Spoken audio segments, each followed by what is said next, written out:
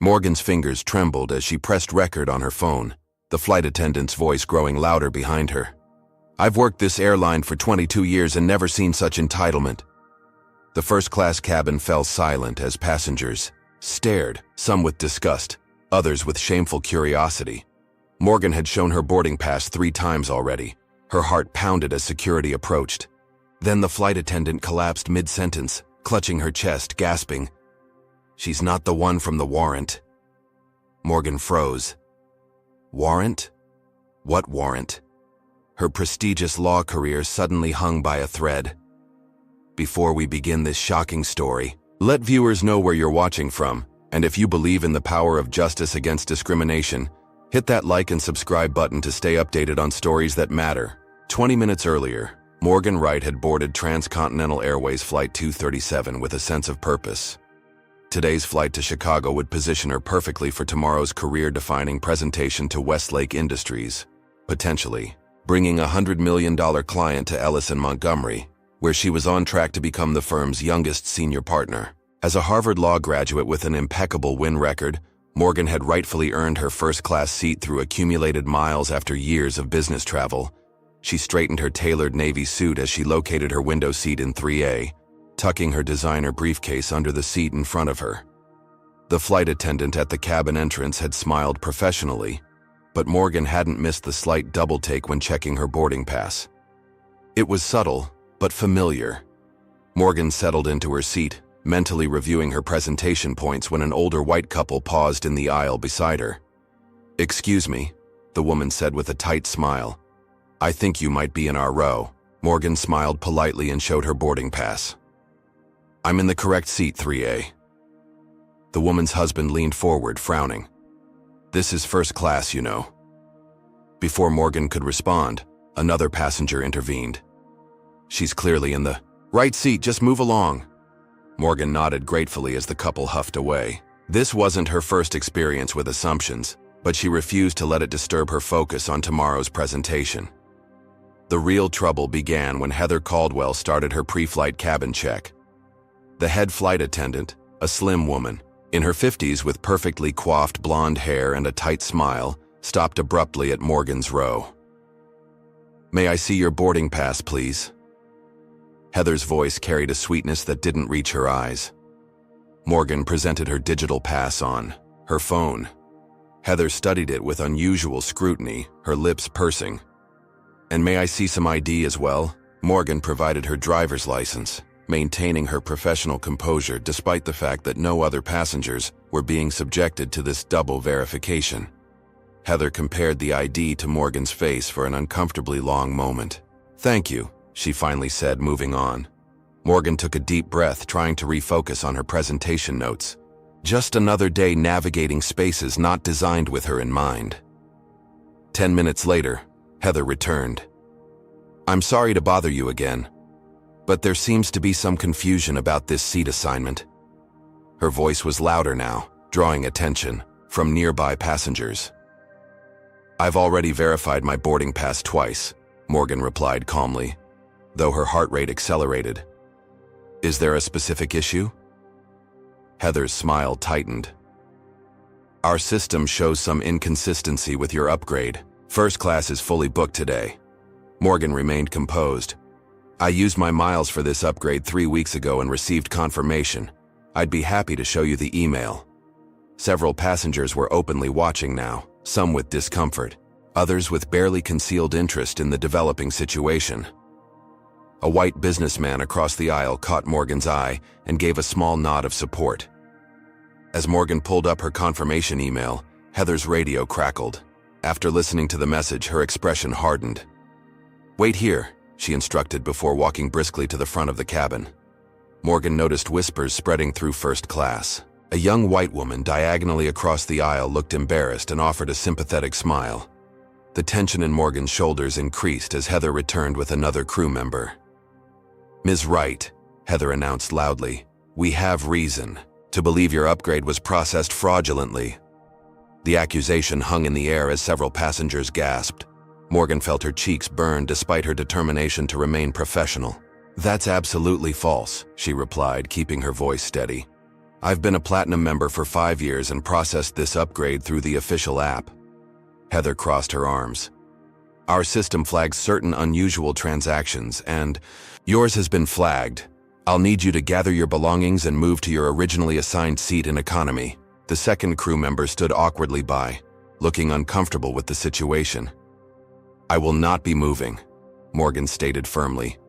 I have legitimate documentation of my seat assignment, which I've shown you twice now. If there's a system error, that's for your airline to address, not for me to be publicly humiliated.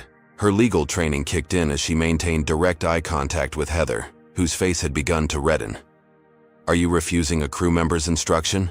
Heather demanded, voice rising. Because that's a federal offense. Morgan felt the weight of every eye in first class upon her. I'm refusing an unjustified instruction that singles me out without cause, she replied. I'd like to speak to the captain or your supervisor. Instead of responding, Heather pulled out her radio. Security to first class, seat 3A, passenger refusing compliance. The businessman who had nodded supportively earlier interjected, This is ridiculous. She's shown her documentation twice. Heather shot him a glare. Sir, please stay out of this. As security was summoned, Morgan made the quick decision to document what was happening, pulling out her phone and beginning to record just as Heather's accusations reached their peak. I've worked this airline for 22 years, Heather was practically shouting now, and I've never seen such entitlement. You cannot falsify documents and expect to get away with it. Morgan kept recording as she responded. I have falsified nothing. This is textbook discrimination, and I'm documenting it now. That's when Heather's expression shifted from anger to something else. A flash of panic crossed her features as she glanced at her tablet again. Security personnel appeared at the end of the aisle just as Heather suddenly clutched her chest, her face draining of color. Wait, she gasped, stumbling against the seat.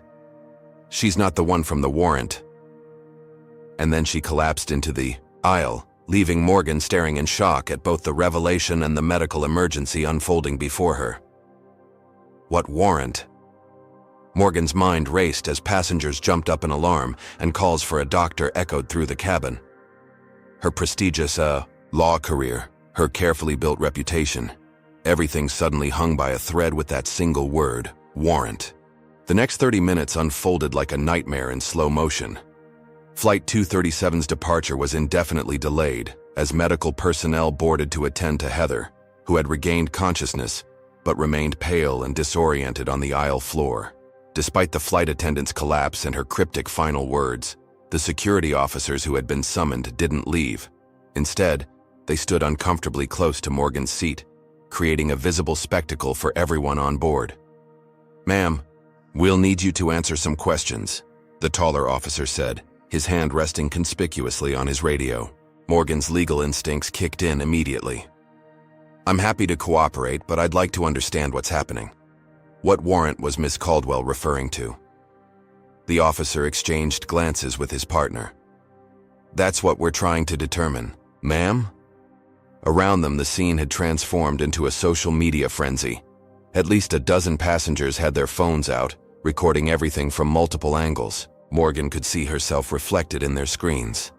A lone black woman surrounded by uniformed security in the first-class cabin. The optics couldn't have been worse. This is already getting thousands of views, whispered a teenager to her, mother in the row behind Morgan. First class while black is trending, someone else muttered. The airline's remaining flight attendants moved through the cabin with obvious discomfort, some avoiding eye contact with Morgan entirely, while others offered apologetic glances. A young male attendant named Ryan approached timidly.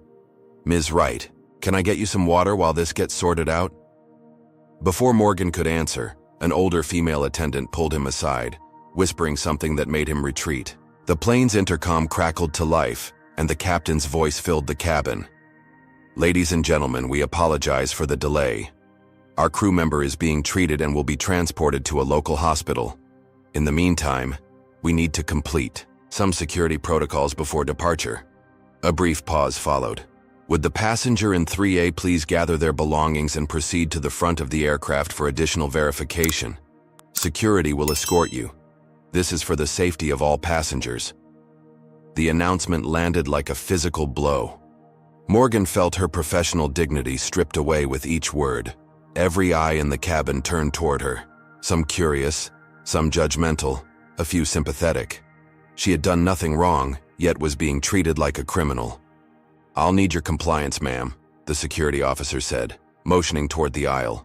"Would you have stood your ground or complied to avoid further conflict? Comment number 1 if you believe Morgan should refuse this humiliating treatment. Or number 2, if you think compliance was the safest option in this moment. Don't forget to like and subscribe to support stories that expose the reality of everyday discrimination." Morgan weighed her options quickly. Creating a larger scene would only feed the social media storm already brewing. With measured movements, she gathered her briefcase and phone, still recording. "I am complying under protest," she stated clearly for her recording. "I have committed no offense and have legitimate documentation for my seat." The walk of shame began. Row by row, Morgan moved through first class toward the exit, security officers flanking her closely. The whispers followed. What did she do? I knew something wasn't right when I saw her in first class. Poor thing, this seems wrong. Each step down the aisle felt longer than the last as she progressed through premium economy, then regular economy, hundreds of eyes tracking her movement. To the front, some passengers openly filmed her passage. Others pretended not to look but failed miserably. By the time she reached the aircraft door, Morgan's humiliation was complete, broadcast to the entire plane and, through social media, to the world beyond. The jetway wasn't the end of her ordeal. The terminal gate area was crowded with waiting passengers, airline staff, and now curious onlookers drawn by the commotion. Morgan emerged from the aircraft with her unwanted security escort to find at least 50 people watching, many with phones raised. Is that her? What happened?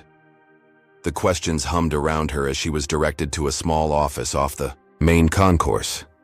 Inside, a harried-looking airline supervisor waited alongside 2 airport police officers. Ms. Wright, I'm Thomas Bentley, Customer Service Director, the supervisor began. We need to clarify a significant misunderstanding. Morgan placed her phone, still recording, on the table between them. I'd like that very much, she replied with forced calm, her legal training the only thing keeping her voice steady. The next 10 minutes revealed the horrifying truth. Security had confused Morgan Wright with a fugitive named Morgana Wright, wanted for fraud in 3 states. The airline's facial recognition system had flagged her as a potential match, despite numerous obvious differences. Morgana was 15 years younger, 4 inches shorter, and had distinctive tattoos.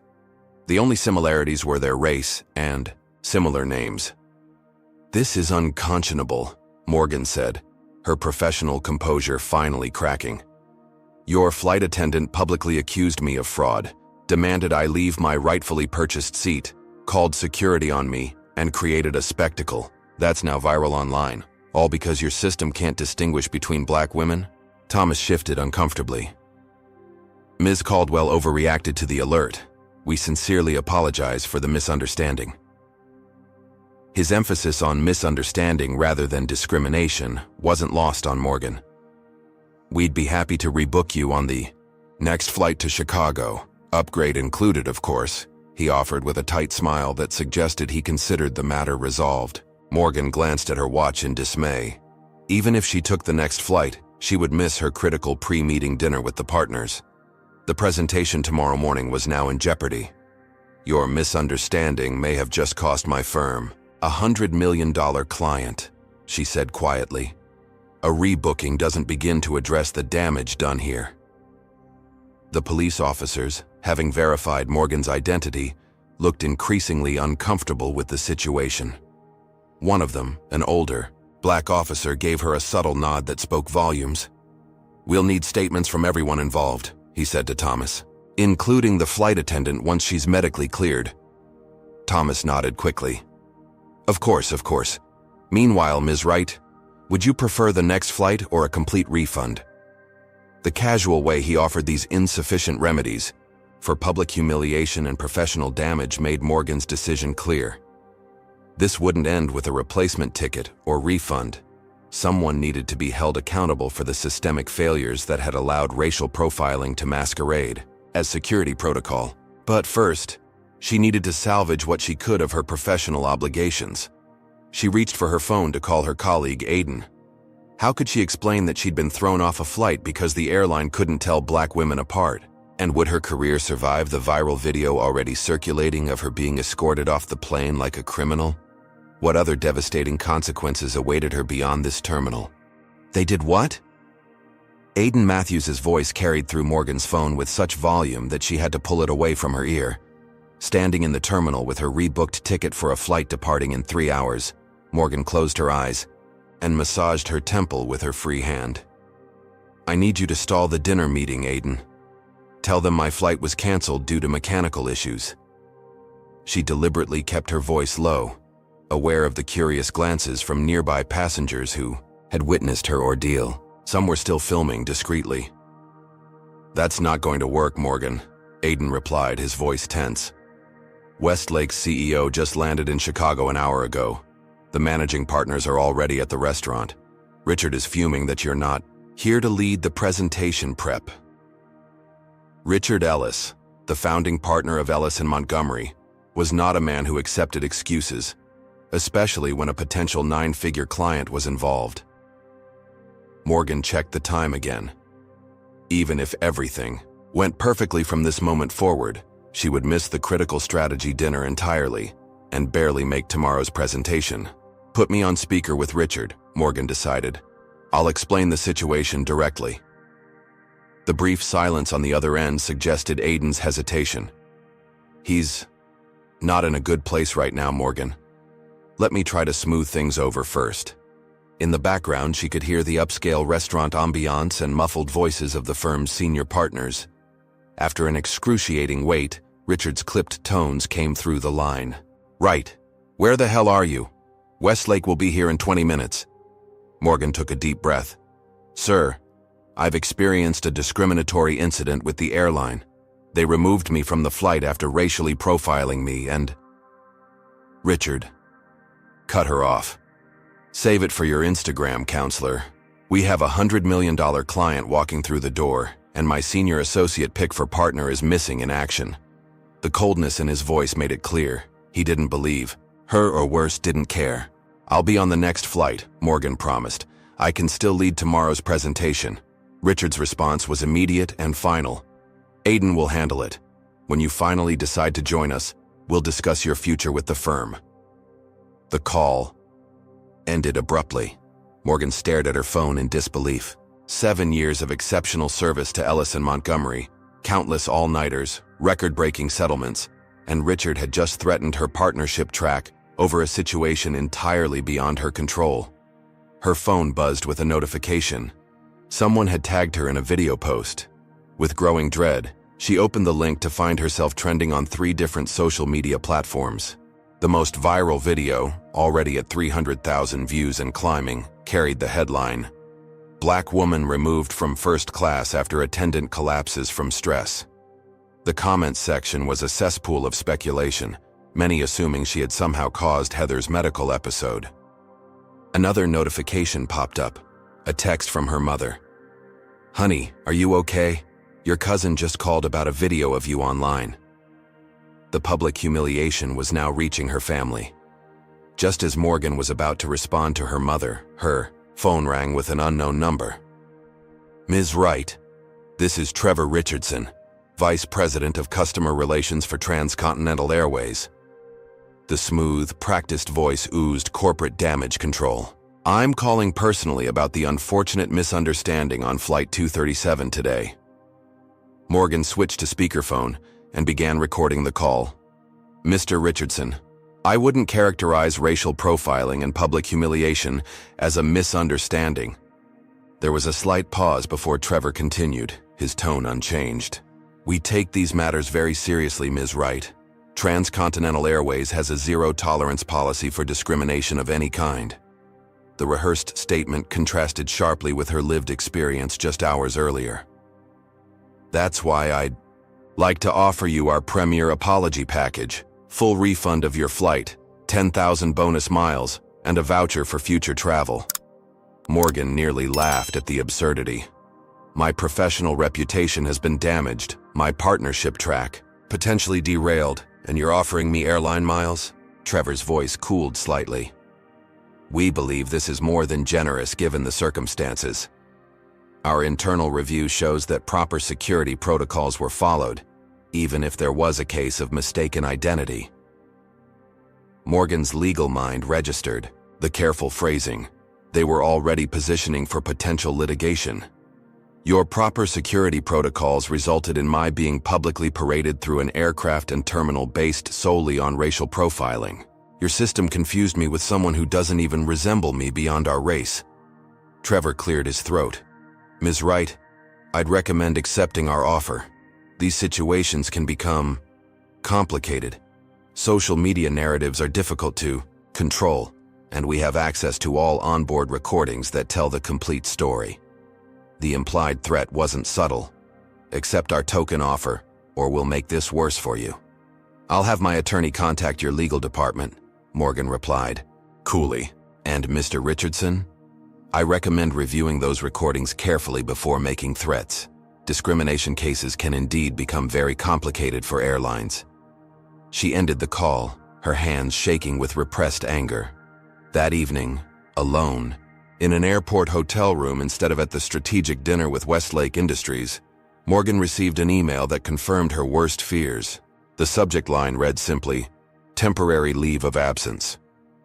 The firm's HR director had copied all managing partners on a message informing Morgan that, in light of recent events that may impact the firm's reputation, she was being placed on paid administrative leave pending an investigation of the incident. The email specifically mentioned concerning social media content and client relationships as factors in the decision. In less than 12 hours, Morgan had gone from rising star attorney on the verge of partnership to suspended employee under investigation. She opened her laptop to find dozens of emails from colleagues, some expressing genuine concern, others thinly veiling their ambition as they asked if they should step in on her cases during her difficult time. One message from a junior associate she had mentored simply read, "I'm so sorry this is happening to you. It's not right." Morgan stared out the hotel window at the airport runways, watching planes take off and land with mechanical precision. The system had worked exactly as designed today. Not the airline's security system, which had catastrophically failed, but the larger social system that ensured black excellence was always one misunderstanding away from derailment. As she contemplated her next steps, her phone buzzed with another notification. An email from an unfamiliar address contained only a screen capture of an internal airline document dated 3 weeks earlier. The highlighted section read, "Implement enhanced verification protocols for premium cabin upgrades on high-value routes. Special attention to unusual booking patterns and demographic anomalies." The sender's name was simply a friend at TA. Morgan sat up straight, her legal mind suddenly alert. This wasn't just about one prejudiced flight attendant or a faulty facial recognition system. There was a pattern here, a policy, and someone on the inside knew it. She saved the document, created 3 backup copies, and began taking detailed notes of everything that had happened. If Transcontinental Airways thought she would quietly accept miles and move on, they had profiled the wrong attorney. The next morning, Morgan woke to her phone vibrating continuously with notifications. Overnight, the video of her removal from the aircraft had exploded across the internet, accumulating millions of views and thousands of comments. Major news outlets had picked up the story, with headlines ranging from sympathetic, "Black attorney racially profiled on flight," to accusatory, "Disruptive passenger causes medical emergency for flight attendant." Morgan scrolled through her emails, finding dozens from journalists seeking comment.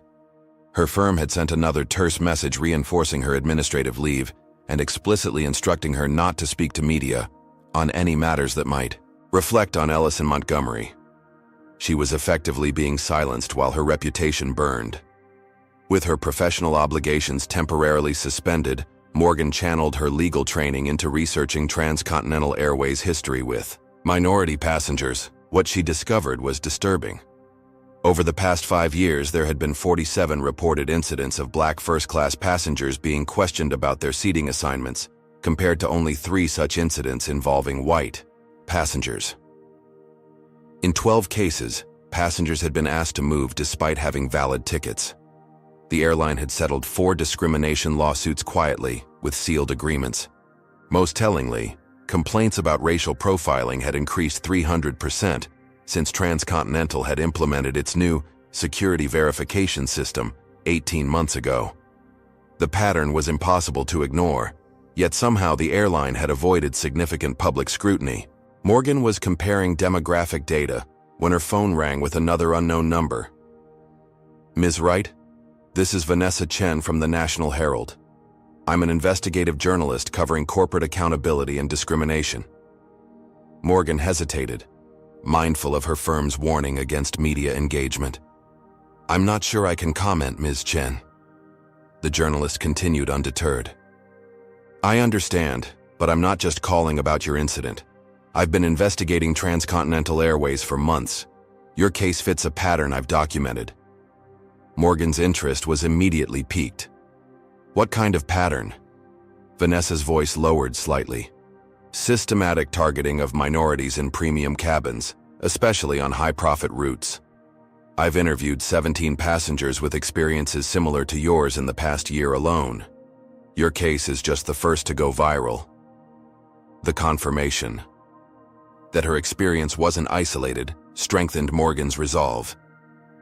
"I'd like to hear more, but not over the phone. Can we meet?" 3 hours later, Morgan sat across from Vanessa Chen in a quiet corner of a downtown coffee shop.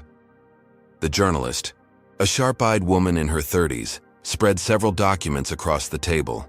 "These are incident reports filed by passengers, internal emails I've obtained from sources, and statistical analyses of passenger complaints by race and cabin class." Morgan's legal eye quickly recognized the significance of what she was seeing. One email from a regional director to flight crews stated, "Remember our premium cabin standardization policy. Inconsistencies with passenger profile expectations should be verified thoroughly." The corporate doublespeak barely masked the underlying directive. "Question passengers who don't fit the profile of first-class travelers." "How did you get these?" Morgan asked, impressed by the journalist's collection. "I have sources inside the airline who are uncomfortable with these policies," Vanessa replied, "including information about your specific incident." Vanessa pulled out another document, this one showing a passenger manifest for Flight 237. Morgan's name was highlighted in yellow with a notation, FRP, Further Review Protocol. "What's FRP?" Morgan asked. Vanessa's expression darkened. "It's their internal flag for passengers who warrant additional scrutiny. Officially, it's based on security algorithms. In practice, my sources say it disproportionately flags minorities, especially in premium cabins." She pushed another paper forward, a statistical breakdown showing that black passengers were 15 times more likely to receive an FRP designation than white passengers with identical booking patterns. "But here's what's especially interesting about your case," Vanessa continued. "You were specifically added to the FRP list after filing a complaint about service on a previous transcontinental flight last month." Morgan remembered the complaint, a minor issue with in-flight entertainment that she had reported through the airline's feedback form. "Are you saying I was targeted because I complained?" Before Vanessa could answer, Morgan's phone buzzed with a text message from an unknown number. "Check your email. More evidence. Be careful who you trust." She opened her email to find a forwarded internal airline memo with the subject line, "Passenger Profiling Initiative, Phase 2 Results." The memo detailed success metrics in maintaining premium cabin atmosphere through enhanced verification procedures, and included statistics on passenger redistribution by race. The sender had added only one line of text. "They're watching. You now. Meeting was bugged. Former TA employee." Morgan looked up sharply, scanning the coffee shop. 2 tables away, a man in a business suit seemed unusually interested in his newspaper, while positioned with a clear view of their table. "We need to leave," Morgan whispered to Vanessa. "Now."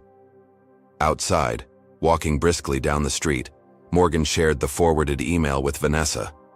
"This is exactly what I've been working to prove," the journalist said, her voice tense with excitement and concern. "But my investigation goes deeper than passenger profiling.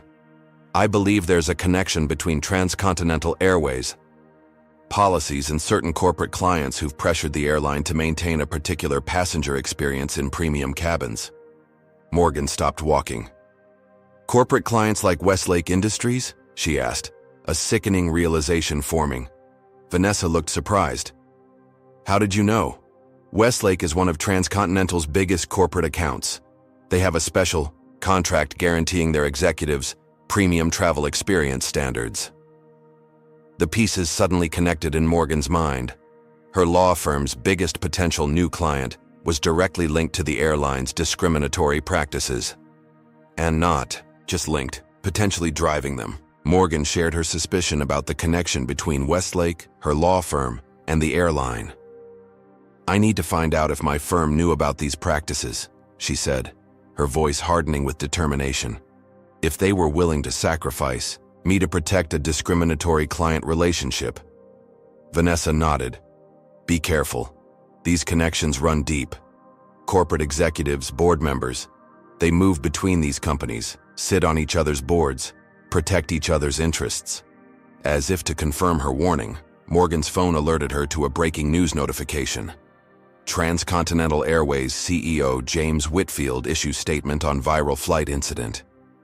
The accompanying photo showed Whitfield at a podium and standing.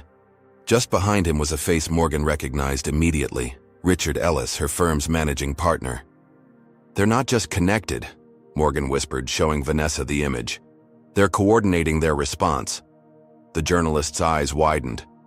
"This goes higher than I thought." Morgan's mind raced with implications. Her own law firm, the institution she had devoted her career to, appeared to be actively involved in covering up discriminatory practices that had targeted her personally. The betrayal cut deep, but it also steeled her resolve. "I need to get back into my office," she decided. "There will be evidence there of how long they've known about this." But returning to Ellis and Montgomery would mean walking straight into the den of those who had abandoned her, and who now knew she was a threat to their relationship with Whitfield and Transcontinental Airways. What other secrets might she uncover within her own firm's files? And how far would they go to protect those secrets from exposure? Morgan arrived at the Ellis and Montgomery building the following morning with a carefully crafted strategy. Despite being on administrative leave, her key card still worked, an oversight she intended to exploit before anyone realized their mistake. The early hour, barely 7 a.m., meant the offices would be largely empty. She needed access to internal communications about Westlake Industries and Transcontinental Airways, evidence that might reveal how deeply her firm was involved in covering up discriminatory practices. Her heart pounded as she swiped her card and entered the sleek lobby. "Ms. Wright." The security guard nodded, seemingly unaware of her changed status. "Early start today." Morgan forced a casual smile. "Big case preparation," she replied, hurrying toward the elevators. The familiar ping of the elevator reaching the 32nd floor normally brought Morgan a sense of accomplishment. The prestigious address and sweeping city views were tangible markers of her career success. Today, however, the quiet hallways felt hostile, hiding secrets that had upended her life. She moved quickly to her corner office, grateful to find it still intact. As she logged into her computer, a notification popped up. "System administrator requires additional verification. Please contact IT." They hadn't completely locked her out yet, but they were monitoring. She had limited time. Rather than alerting IT, Morgan connected a small external drive Vanessa had provided, loaded with specialized software to copy email archives without triggering security alerts. She needed documentation of any communications regarding Transcontinental's passenger policies or her specific flight. Have you ever discovered that people you trusted were working against you all along? Comment number 1, if you've experienced workplace betrayal, or number 2, if you've been lucky enough to avoid such backstabbing. Don't forget to like and subscribe for more stories of resilience against systemic injustice. 20 minutes into her search, Morgan heard voices in the hallway. She quickly minimized her screens as a light knock sounded at her door. Morgan, what are you doing here? It was Lawrence Kim, a fellow senior associate and occasional ally on difficult cases. His expression showed genuine confusion. I thought you were on leave. Morgan maintained her composure. Just collecting some personal items, she lied smoothly. I didn't expect anyone in so early. Lawrence hesitated in the doorway. Everyone's talking about what happened. The video is everywhere. His voice lowered. The partners had an emergency meeting last night about it. Morgan's pulse quickened. Do you know what was discussed? Lawrence glanced nervously down the hallway before stepping inside and closing the door. Richard was furious, not about how you were treated, but about the timing with Westlake. Then Edward Ellis joined by video call and things got intense. Edward Ellis, the firm's founding partner and Richard's father, rarely involved himself in day-to-day operations anymore. His intervention signaled the severity of the situation. What did Edward say? Morgan pressed. Lawrence shifted uncomfortably. That's the strange part. He seemed more concerned about Transcontinental Airways than about Westlake or you. He mentioned something about significant investment exposure and board responsibilities before they kicked all associates out of the meeting. Morgan processed this new information. Edward Ellis was on Transcontinental's board? That would explain the firm's rapid abandonment of her. Morgan, Lawrence continued, his voice barely above a whisper. There's something else. They've already reassigned all your cases. Richard told us the decision came from Edward directly. The speed of their action was telling. This wasn't standard administrative leave protocol. They were erasing her professionally before she could become a liability. I need to check something, Morgan said, turning back to her computer. Can you keep watch? Lawrence nodded, though uncertainty clouded his features. Morgan quickly searched the firm's client database for Transcontinental Airways. The results stunned her.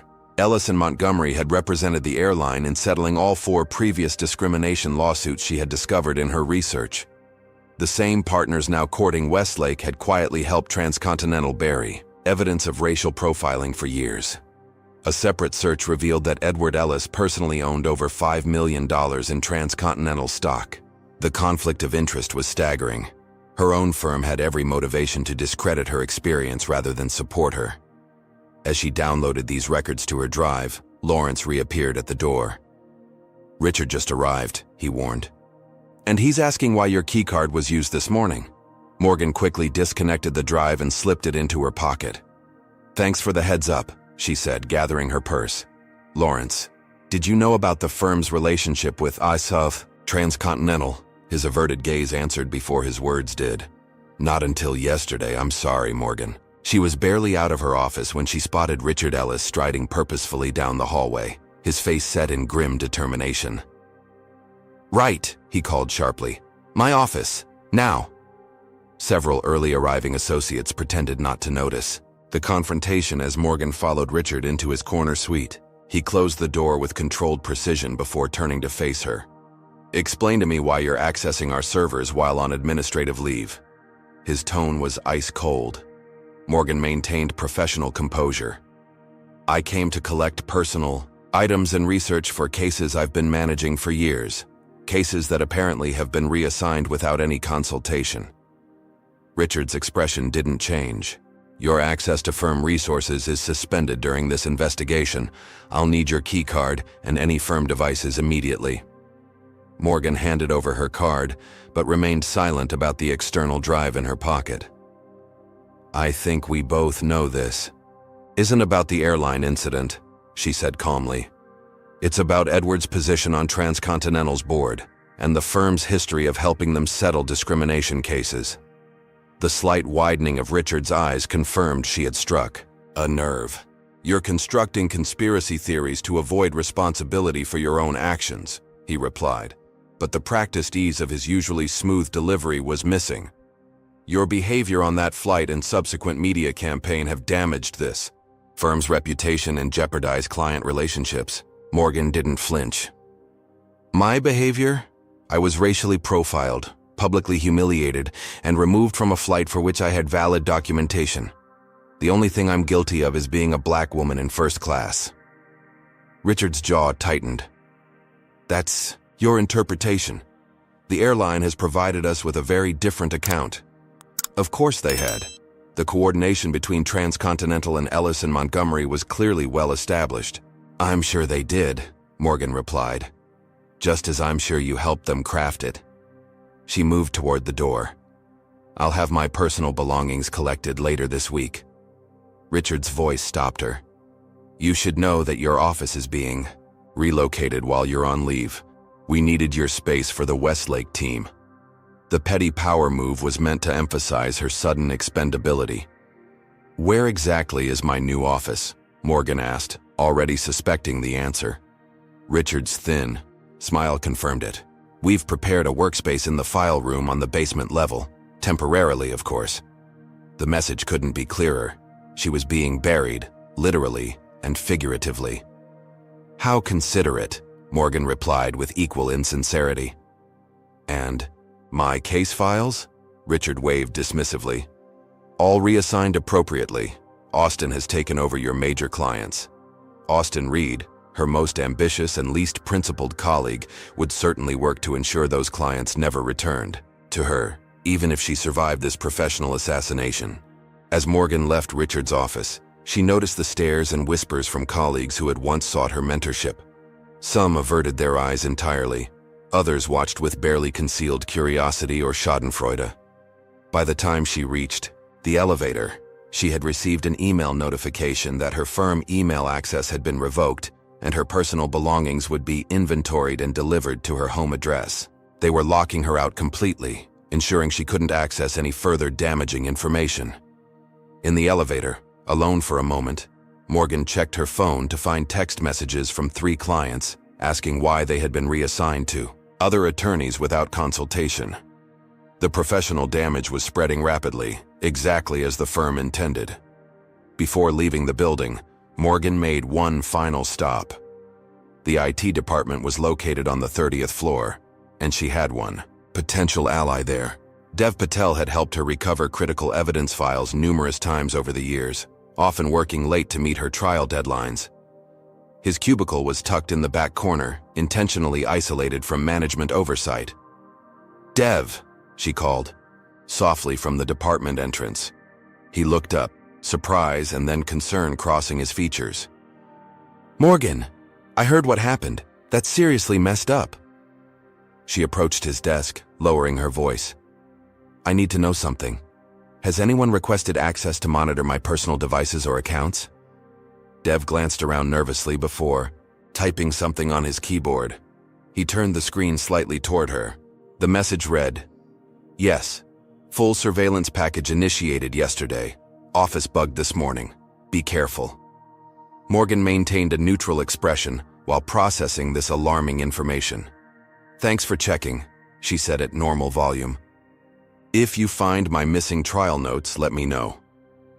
Dev nodded, understanding the coded conversation. As she turned to leave, he slipped a small device into her hand, a signal detector to identify surveillance equipment. Back at her apartment that evening, Morgan used Dev's device to discover 3 newly planted listening devices, one near her home office desk, another by her dining table, and a third by her bedside. The invasion of her private space was shocking, but not entirely surprising, given what she now knew about the connections between her firm, Transcontinental Airways, and Westlake Industries. They were monitoring her every move, every conversation, every strategy she might develop to defend herself. As she silently removed the bugs and flushed them down the toilet, a new text arrived from an unknown number. Check inside your laptop cooling fan. GPS tracker installed during inventory of your office today. The surveillance was even more extensive than she had imagined. Who had placed that warning text? How many people within Ellis and Montgomery were uncomfortable with the firm's actions, but too afraid to openly ally with her? And more importantly, how would she fight back against this coordinated attack on her career and reputation when her opponents controlled nearly every resource and relationship she had built over the past 7 years? Morgan awoke the next morning to the sound of a car engine idling outside her apartment building. Peering through the blinds, she spotted a black sedan with tinted windows parked directly across the street, positioned with a clear view of her front door. The vehicle had no distinguishing features beyond a small antenna on the trunk, typical of surveillance operations. This was no longer just professional retaliation. They were monitoring her physical movements. As she moved away, from the window, her phone chimed with multiple notifications. Overnight, her social media accounts had been flooded with hostile comments from strangers. Entitled fraud causing hard-working flight attendants to collapse, playing the race card to get special treatment. Another lawyer looking for a payday. The coordinated nature of the attack was obvious. Hundreds of similar messages had appeared within the same 2-hour window, many using identical phrasing. Morgan documented the harassment before locking down her privacy settings, then checked her email to find equally disturbing developments. Overnight, her professional biography had been removed from the Ellis and Montgomery website. A legal blog had published an insider account claiming she had a history of manufacturing discrimination claims, a complete fabrication that nonetheless appeared prominently in search results for her name. Most alarmingly, she had received notification that the Bar Association had received an ethics complaint regarding her conduct on Flight 237, and subsequent defamatory statements against Transcontinental Airways. The complaint was anonymous but used legal language that suggested an experienced attorney had drafted it. The coordinated attack on her professional reputation was expanding beyond social media into the formal structures that governed her career. As Morgan prepared coffee, trying to process these developments, her phone rang. "Morgan? It's your mother. Are you okay, sweetheart?" The concern in Elaine Wright's voice was evident even through the phone connection. "I'm handling it, Mom," Morgan replied, not wanting to worry her 68-year-old mother who had already survived enough stress raising a black daughter alone in a predominantly white suburb. "It's just a misunderstanding with the airline."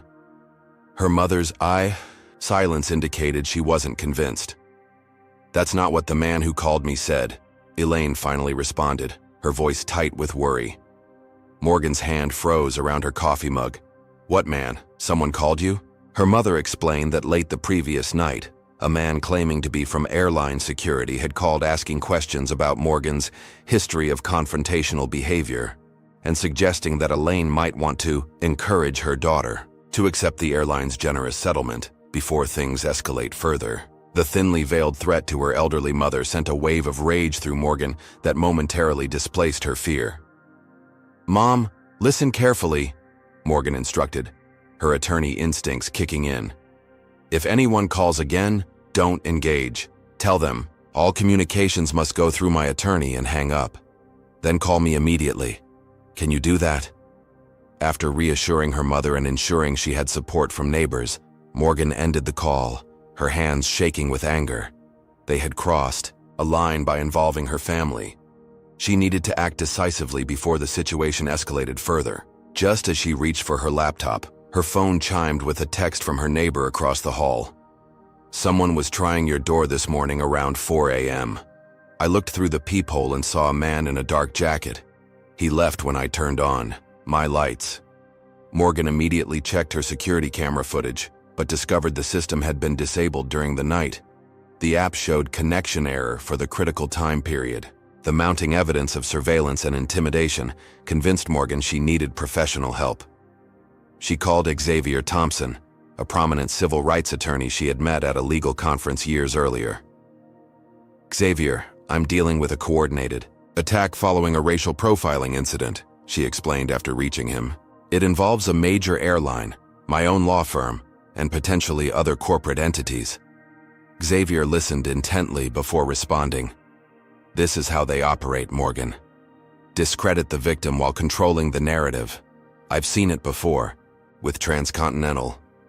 His familiarity with the airline's tactics confirmed she had called the right person. "Come to my office today. Use a rideshare under a different name, and leave your phone at home. They're almost certainly tracking it." The precautions might have seemed paranoid just days earlier.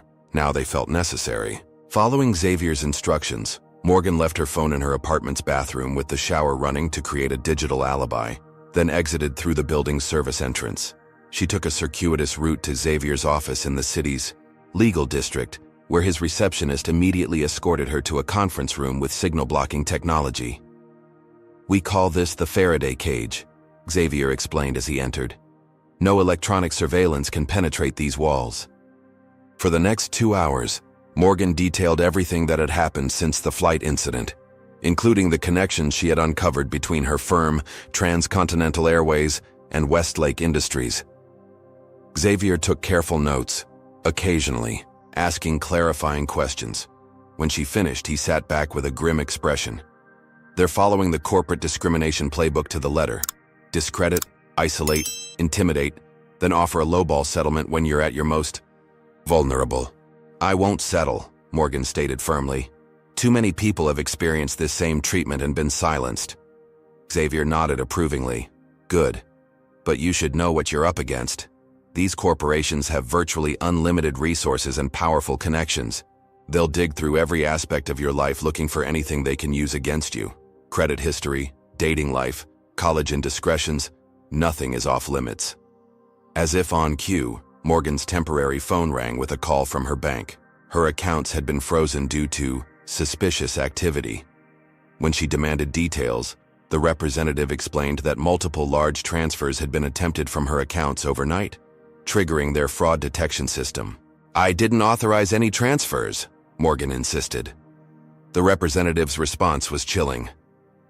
The attempts came from your home IP address, Ms. Wright, using your correct security questions. Someone had thoroughly compromised her financial identity. Back at Xavier's office, they were discussing options when his assistant interrupted with an urgent message. Someone claiming to be Detective Marcus Jackson from the Financial Crimes Unit is in the lobby asking for Ms. Wright. Xavier and Morgan exchanged concerned glances. I didn't contact any detective, she confirmed. Xavier instructed his assistant to verify the detective's credentials and escort him to a different conference room. I'll meet with him first, he decided. This could be legitimate given the financial intrusions, or it could be another intimidation tactic. While Xavier was gone, Morgan used his secure computer to check her email. Among the usual spam and notifications was a message from an encrypted address with the subject line, "Not all of us agree with what they're doing to you." The brief message read, I'm a flight attendant with TA. I was on your flight and saw everything. Heather was lying. I have proof. Meet tomorrow, 3 p.m. Central Park Cafe. I'll wear a blue scarf. Sophia. Xavier returned 30 minutes later with a tall, middle-aged black man in a well-worn suit. Ms. Wright, I'm Detective Marcus Jackson, from the Financial Crimes Division. Your accounts weren't the only target last night. We've identified a pattern of attacks against prominent black professionals across 3 states. The detective's credentials appeared legitimate, and his manner was professional rather than intimidating. He explained that her case connected to a larger investigation into identity theft, rings potentially working for corporate interests. We've seen this before.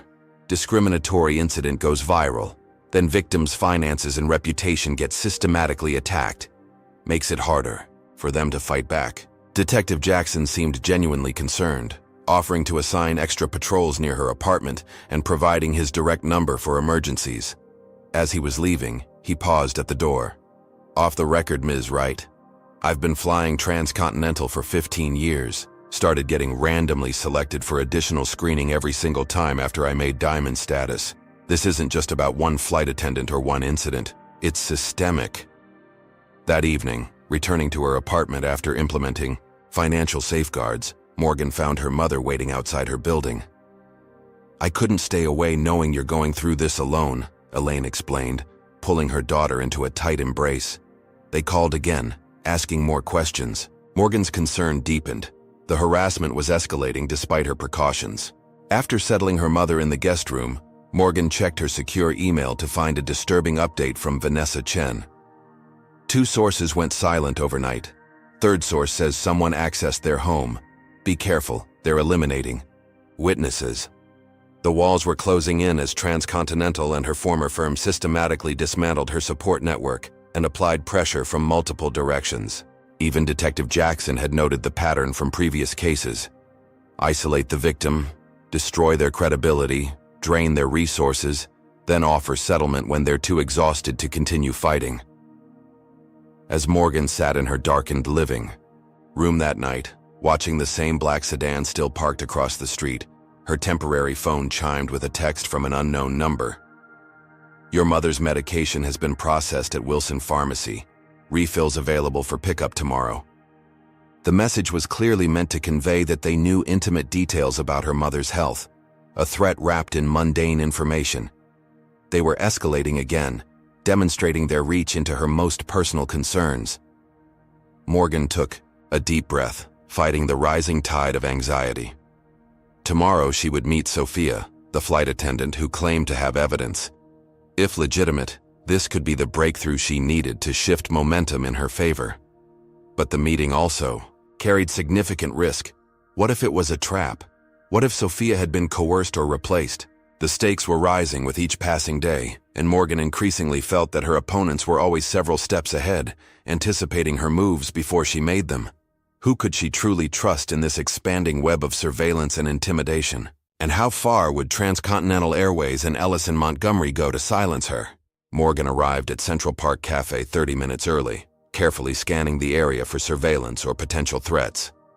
She had taken extensive precautions for this meeting, leaving her phone at Xavier's office, using public transportation, with multiple transfers, and wearing a nondescript baseball cap and sunglasses.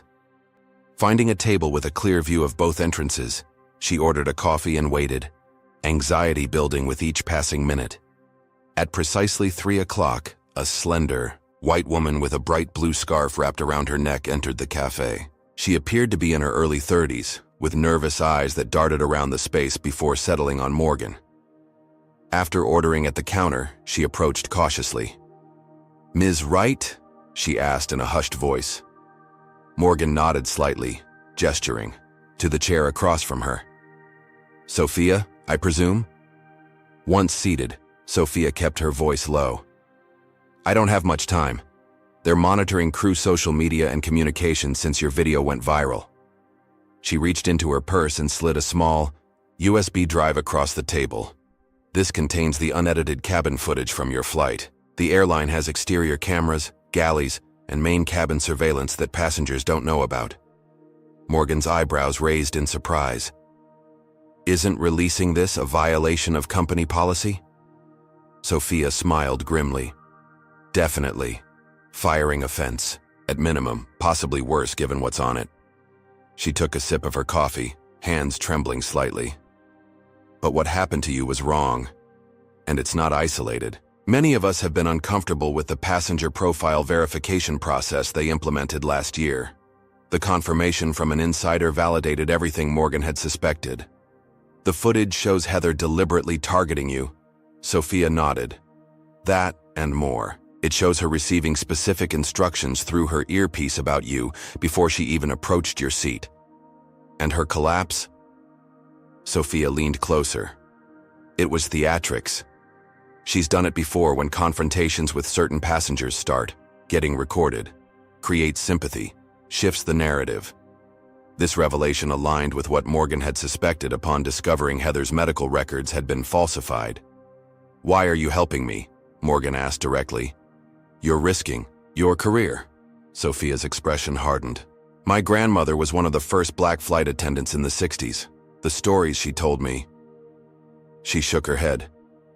"I became a flight attendant to continue her legacy of making the skies welcoming for everyone. What Transcontinental is doing dishonors everything she fought for." Before Morgan could respond, Sophia stiffened, her eyes fixed on something over Morgan's shoulder. "Don't turn around. Man at the counter has been photographing us. I need to go." She stood quickly. "There are others who feel the same way I do. You're not alone." With that cryptic parting message, Sophia hurried out the side exit. Morgan waited several minutes before leaving through a different door, the USB drive securely hidden in her boot. Back at Xavier's office, they reviewed the footage together on an isolated computer. The unedited surveillance video confirmed everything Sophia had claimed. Heather receiving specific instructions about Morgan, the deliberate multiple checks of her documentation, and most damning of all, the moment before her collapse, where she could be seen preparing for the performance, checking that cameras were on her. "This is gold," Xavier said, copying the files to multiple secure locations. But we need more than one whistleblower. Transcontinental will claim this is manipulated footage and destroy Sophia's credibility if she's the only source. Morgan agreed, frustration evident in her voice. Every time we gain ground, they seem to have contingencies in place. Xavier suddenly smiled. Then let's change the battlefield. Stop playing defense. He outlined a bold strategy. Rather than responding to each attack individually, they would build a coalition of affected passengers, industry whistleblowers, and civil rights organizations to create collective pressure. One voice they can silence. Dozens united? Much harder. Over the next 3 days, working from Xavier's secured office, Morgan helped establish connections with other victims of Transcontinental's discriminatory practices. Through Vanessa Chen's journalism contacts and social media outreach, they identified 23 minority passengers who had experienced similar profiling in first-class cabins. Each story followed a disturbingly similar pattern: arbitrary questioning of documentation, accusations of fraud, public humiliation, and subsequent reputation attacks if they complained. Benjamin Kim, a cybersecurity expert and former client of Xavier's, volunteered to help secure their communications and digital evidence. "They're using sophisticated methods to monitor and discredit you," he explained during a strategy session. "Corporate-level surveillance tools, professional reputation management algorithms, possibly even access to restricted financial systems." His team established encrypted channels for the growing coalition to share experiences and evidence safely, beyond the reach of Transcontinental's monitoring. Meanwhile, Xavier leveraged his connections with the National Civil Liberties Alliance to begin preparing a potential class action lawsuit, gathering affidavits and documentation from each affected passenger. The individual stories were powerful, but collectively, they revealed an undeniable pattern of systemic discrimination.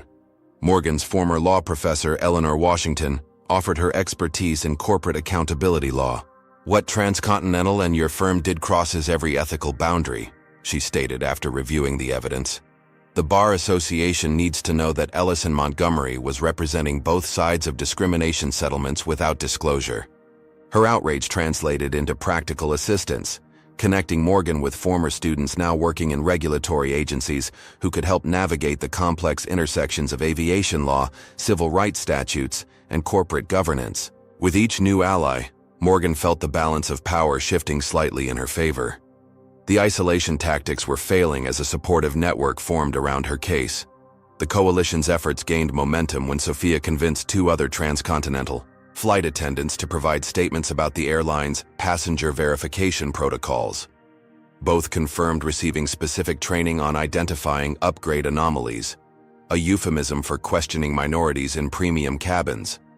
One provided internal training materials explicitly instructing crew to ensure passenger demographics align with cabin expectations. Most significantly, a retired Transcontinental executive reached out through Xavier's secure channels, offering testimony about how the airline had intentionally designed its algorithms to flag certain passenger demographic patterns for additional scrutiny. The evidence was mounting piece by piece into an irrefutable case of systematic discrimination. As media interest in the story grew beyond the initial viral video, Morgan carefully coordinated with Vanessa Chen to ensure accurate reporting. Rather than focusing solely on her individual experience, they emphasized the pattern affecting dozens of passengers and the corporate policies enabling discrimination. Several major news outlets picked up the expanded story, framing it as a test case for algorithmic bias and corporate accountability. The public narrative was shifting from an isolated incident between one passenger and one flight attendant to a systemic failure of corporate ethics across multiple companies. Support messages flooded in from across the country, with "Justice for Morgan" and "First Class While Black" trending across social platforms. Detective Jackson proved to be an unexpected ally, providing updates on his financial crimes investigation that increasingly pointed to coordinated attacks against discrimination claimants. "We've traced the intrusion attempts on your accounts to a reputation management firm with connections to several major airlines," he informed Morgan during a secure meeting. "They operate in legal gray areas, technically not breaking laws, but pushing every ethical boundary. Though he couldn't officially share law enforcement information, his discreet guidance helped Morgan's team anticipate and counter several planned attacks on coalition members. The detectives' involvement suggested that at least some elements of law enforcement recognized the injustice at play. 7 days after the initial flight incident, the coalition had grown to include 47 affected passengers, 6 current and former airline employees, 3 civil rights organizations, and a team of specialized attorneys working pro bono.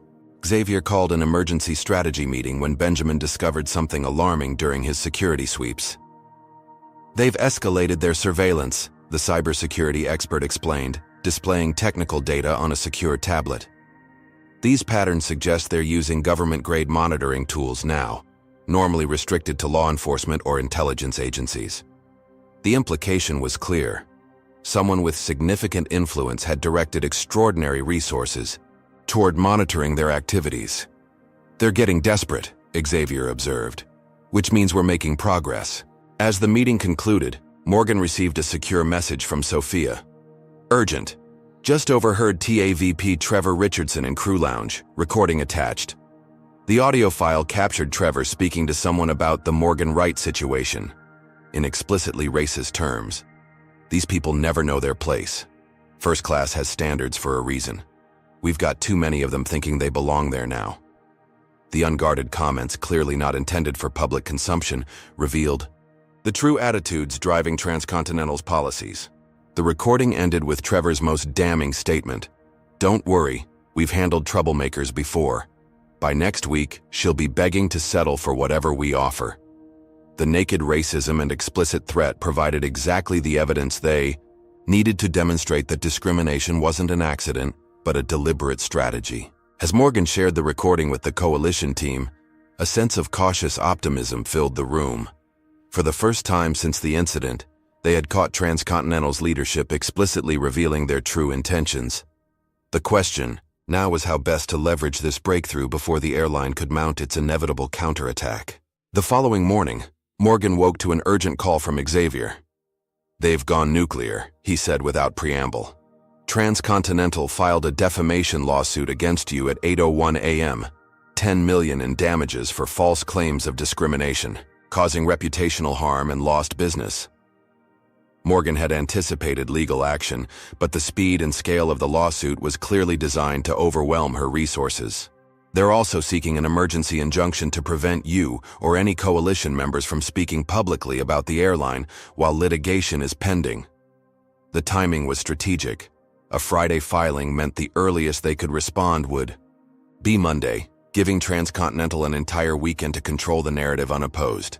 "It gets worse," Xavier continued. "They've named me, Vanessa, and 12 other coalition members as co-defendants. They're trying to fracture our alliance by threatening everyone simultaneously. Has a powerful company or person ever tried to silence you when you stood up for the truth? Comment number 1. If you believe corporations should be held accountable for discriminatory practices, or number 2, if you think Morgan should just accept the settlement and move on with her life. Like and subscribe to follow this shocking story of corporate retaliation against those who dare speak up. Within hours, the corporate counterattack expanded beyond legal channels. Major news outlets that had previously covered Morgan's story now featured interviews with aviation experts and security consultants questioning her account. The carefully crafted media blitz introduced subtle seeds of doubt. While discrimination is always concerning, questions have been raised about the accuracy of Ms. Wright's allegations. A business news channel ran a special segment titled "The High Cost of False Discrimination Claims," featuring commentary from several executives including, not surprisingly, James Whitfield, Transcontinental's CEO. Without naming Morgan directly, Whitfield lamented how social media enables isolated incidents to be misrepresented for financial gain, damaging companies that have worked diligently on diversity initiatives. The coordinated messaging strategy was clear: reframe Morgan as an opportunist exploiting a minor misunderstanding. Simultaneously, coalition members began reporting disturbing developments. 2 passengers who had shared their discrimination experiences publicly received letters from Transcontinental's legal department alleging contractual violations of settlement agreements, despite never having settled with the airline. Sophia texted that she had been suddenly reassigned to international long-haul routes departing that evening, effectively removing her from communication for the next week. Most alarmingly, 3 key witnesses reported being approached by individuals, claiming to represent interested parties, willing to provide significant compensation for reconsideration of your statements regarding Transcontinental Airways.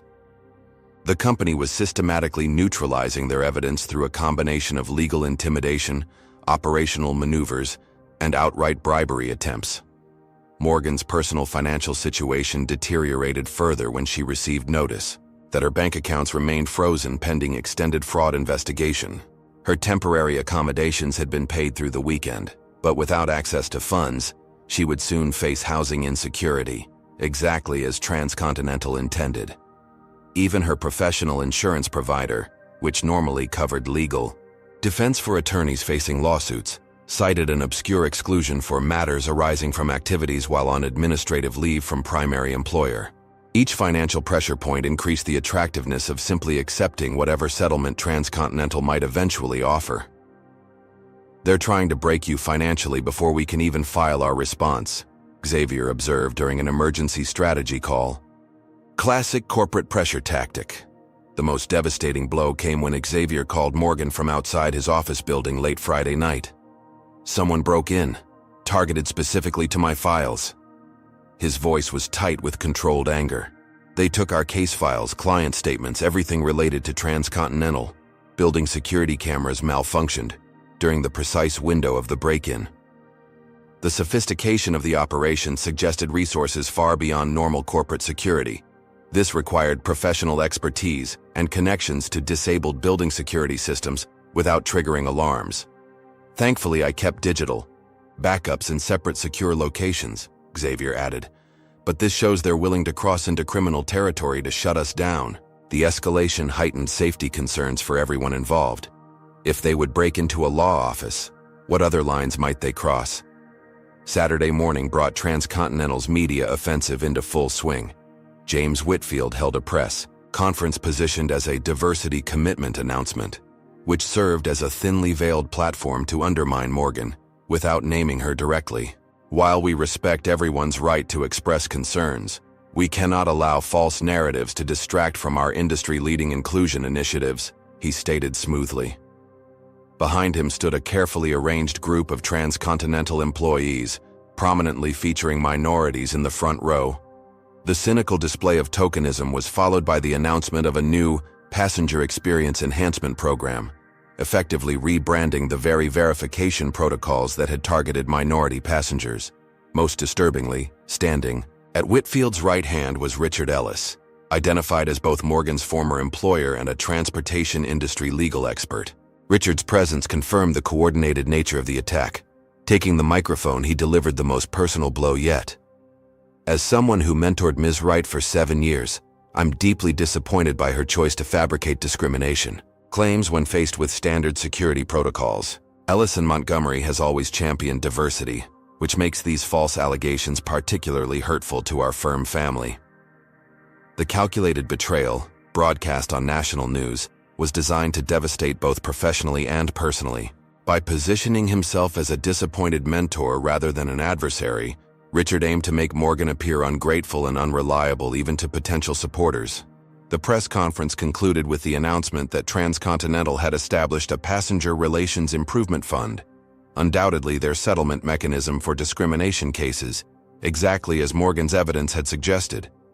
That afternoon, Morgan received an email from Ellis and Montgomery's Human Resources Department. The message was brief. "In light of recent events, the firm is offering a separation agreement including 6 months' salary and neutral references in exchange for full confidentiality regarding all matters related to Transcontinental Airways, Westlake Industries, and Ellis and Montgomery. This offer expires in 48 hours. The settlement amount would solve her immediate financial crisis, but permanently silence her regarding everything she had uncovered." Similar offers arrived almost simultaneously to several coalition members, clearly coordinated to fragment their unity at a vulnerable moment. Xavier reported that half of their witnesses had suddenly gone silent, presumably accepting similar arrangements. "They're picking us off one by one," he admitted during a secure call. People have bills, families, careers. Not everyone can withstand this kind of pressure. The pressure extended beyond financial and professional realms into Morgan's personal safety. Her mother called in tears after receiving photographs in the mail showing Elaine entering her doctor's office, shopping at her local grocery store, and checking her mail, all taken by someone conducting surveillance. The implicit threat was clear. Detective Jackson, who had been helpful throughout the ordeal, called with troubling news. "I've been reassigned effective immediately. Captain says it's departmental restructuring, but the timing isn't coincidental." His voice carried the frustration of someone whose hands were suddenly tied. "Someone made calls from very high up. I'm being shipped to cold cases in the records basement." Before ending the call, he added quietly, "Be careful, Ms. Wright. The connections here go deeper than I initially thought. My replacement has close ties to airline security contractors." The systematic removal of allies continued as corporate influence reached even into law enforcement, closing yet another avenue of support just as Morgan needed it most. Sunday evening, with the legal response deadline approaching the next morning, Xavier called an emergency meeting of the remaining coalition members. Attendance had dwindled by nearly half, reflecting the effectiveness of Transcontinental's divide-and-conquer strategy. Those who remained showed the strain of the past week, exhaustion, fear, and uncertainty visible on every face. "They're counting on us to fracture under pressure," Xavier reminded the group. "But we still have the truth on our side, and enough evidence to proceed despite their tactics." Morgan surveyed the determined faces of those who had resisted settlement, offers, and intimidation. The coalition might be smaller, but those who remained were fully committed to seeing this through, regardless of the personal cost. As the meeting concluded, Benjamin pulled Morgan and Xavier aside. "I've been monitoring their digital activities, and something big is happening," the cybersecurity expert reported. "Massive internal communications at Transcontinental Ellis and Montgomery and Westlake Industries in the past 3 hours. Something spooked them." He showed them data visualizations of email and message traffic within the 3 companies, all showing unprecedented spikes. "They're in crisis mode, but I can't tell why yet." The unexpected development provided a glimmer of hope. Had their opponents made a mistake? Was there internal dissent? Whatever the cause, the timing suggested they should proceed with their planned legal response rather than delay. Something had created vulnerability in the seemingly unified corporate front. Monday morning, Xavier filed their comprehensive response to Transcontinental's lawsuit, accompanied by a separate class action suit representing 34 passengers who had experienced similar discrimination. Despite the break-in, they had managed to assemble compelling evidence including Sophia's video footage, internal training documents, statistical analyses showing racial disparities in verification protocols, and testimony from multiple employees. Most powerfully, they included Trevor Richardson's recorded racist comments about keeping certain passengers out of first class. The filing received immediate media attention, temporarily shifting the narrative back in their favor. Legal analysts described the evidence as potentially devastating to Transcontinental's defense and questioned the airline's decision to pursue litigation given the damaging materials now entered into public record. By Monday afternoon, the reason for the previous day's corporate communications spike became clear. A financial analyst blog published a detailed expose revealing that James Whitfield, Transcontinental's CEO, had secretly sold $12 million in company stock just before Morgan's incident went viral, suggesting he anticipated negative impact on share value. The timing of the sales raised serious questions about whether the aggressive response to Morgan had been partly motivated by the need to protect Whitfield from insider trading accusations. If he had known about discriminatory practices that could damage the company's value and sold stock before they became public, he could face SEC violations. This new angle transformed the story from a discrimination case to a potential corporate governance scandal, attracting entirely new categories of scrutiny from financial regulators and business press. The stock trading revelation created the first major crack in the unified corporate response.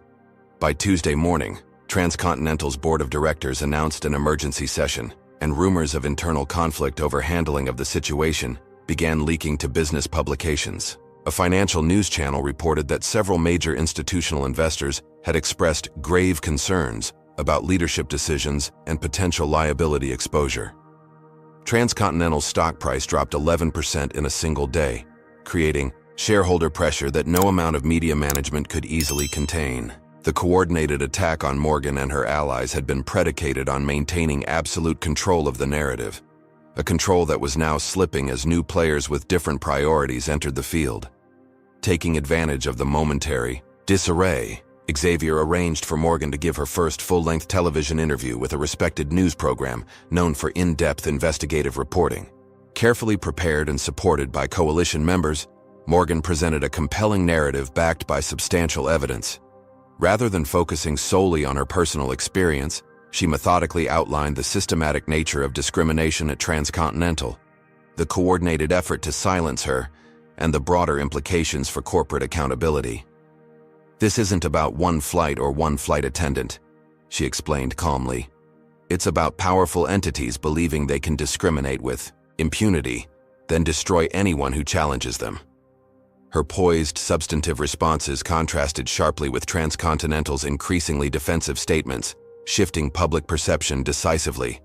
The interview's impact exceeded even Xavier's optimistic projections. By Wednesday morning, 3 former Ellis and Montgomery attorneys had reached out offering to provide sworn statements about the firm's unethical handling of previous discrimination cases against Transcontinental. A senior partner from a competing firm publicly questioned Richard Ellis's characterization of events, noting that Morgan's reputation for integrity was unimpeachable within legal circles. Most significantly, 2 members of Transcontinental's board contacted Xavier through intermediaries, expressing interest in exploring resolution options that address systemic issues, corporate speak for seeking settlement before further damage occurred.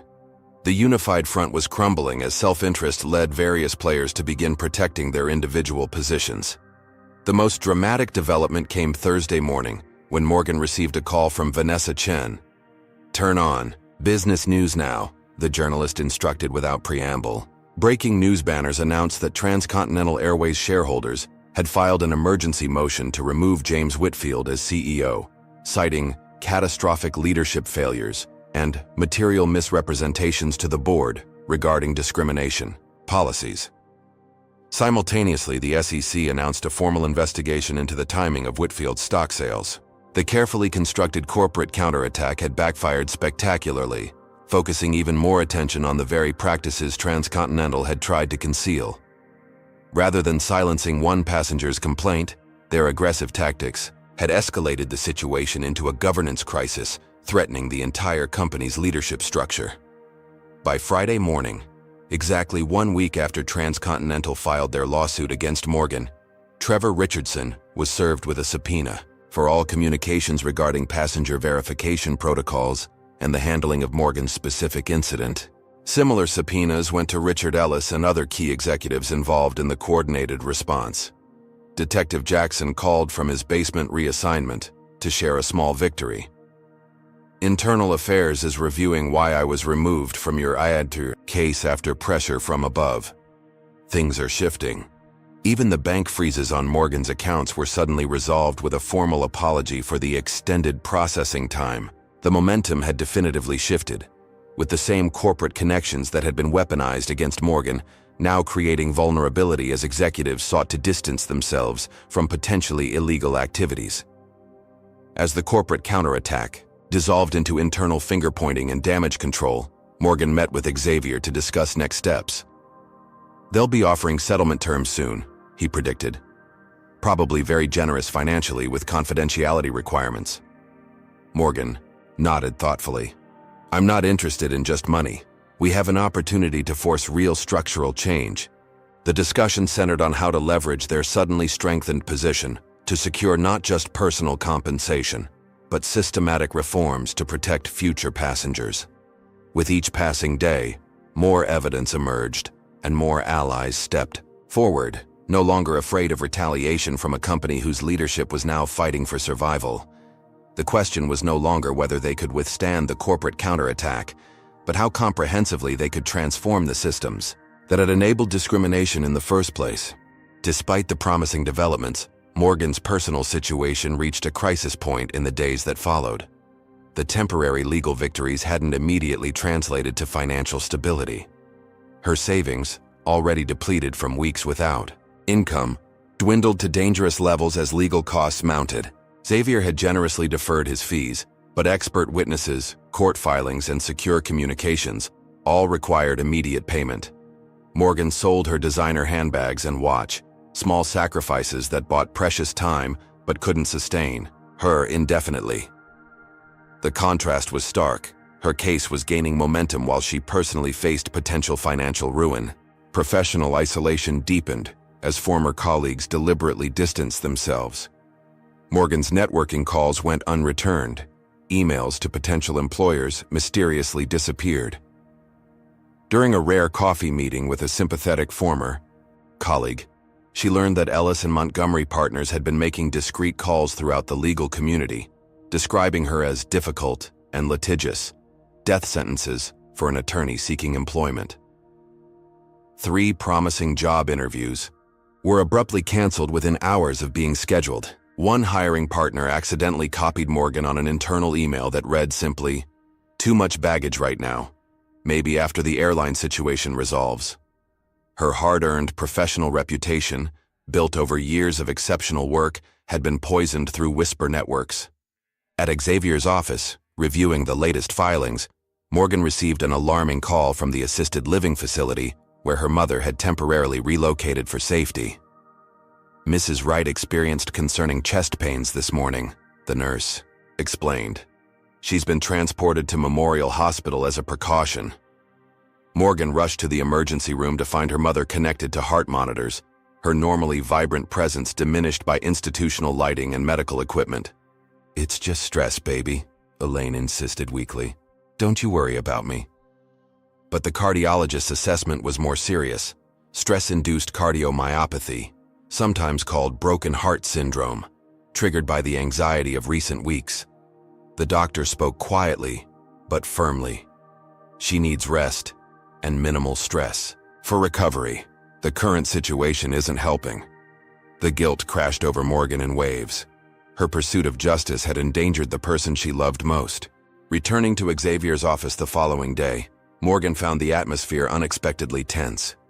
Several coalition members had failed to appear for a scheduled strategy session. 2 more witnesses withdrew their statements this morning, Xavier explained grimly. "And I've lost contact with 3 others." The pressure campaign was intensifying, targeting their most vulnerable supporters. A passenger who had provided powerful testimony about similar discrimination received an anonymous dossier containing embarrassing personal information with a note, "This stays private if you stay silent." Support group members reported employment difficulties, suspicious vehicle break-ins, and random tax audits, all carrying the same message: opposing Transcontinental carried consequences beyond legal proceedings. Morgan's resolve weakened further when Xavier reluctantly shared concerning developments in their legal strategy. "The judge assigned to our case has troubling connections," he explained, showing Morgan research compiled by his team. He's spoken at 3 conferences sponsored by airline industry groups, and his brother-in-law sits on Transcontinental's Regional Advisory Board. While not rising to the level requiring recusal, these connections suggested potential bias. "We can file for reassignment, but it's rarely granted and often antagonizes the court." The judicial system, their primary avenue for justice, suddenly seemed less reliably neutral than Morgan's legal training had led her to believe.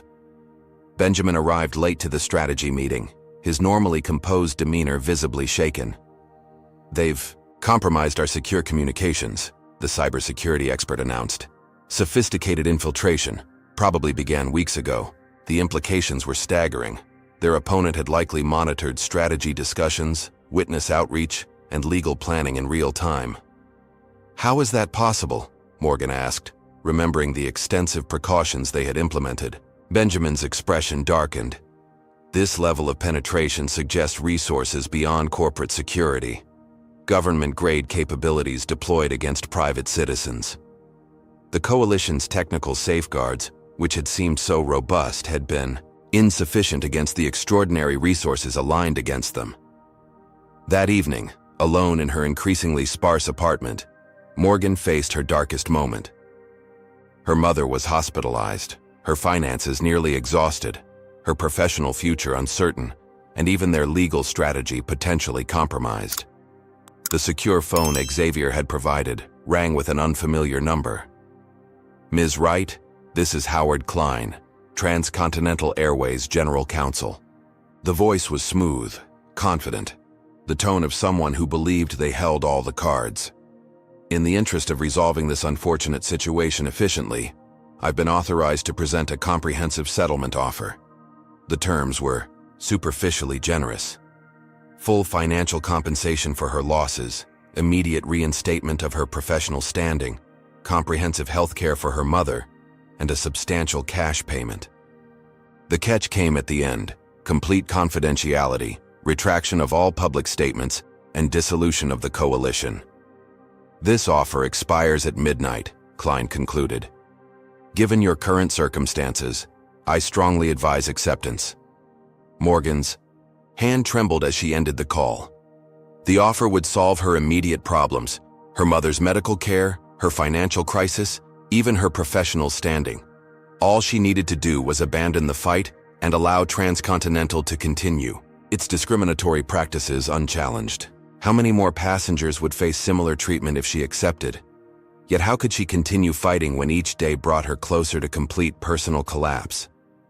The coalition was fracturing, their communications compromised, their legal position uncertain. Perhaps accepting the settlement was the rational choice when fighting against such overwhelming power. As midnight approached, Morgan stared at her phone. Klein's contact information displayed on the screen, her finger hovering over the call button. The moment of decision had arrived. Morgan awoke the next morning to insistent knocking at her apartment door. She had ultimately decided not to call Klein back, choosing instead to consult with Xavier before making any decision about the settlement offer. Opening the door cautiously, she found a courier holding a large manila envelope. "Delivery for Morgan Wright," he announced, handing her a signature pad.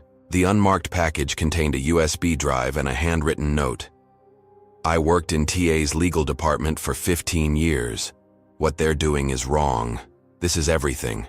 Be careful who sees this. J."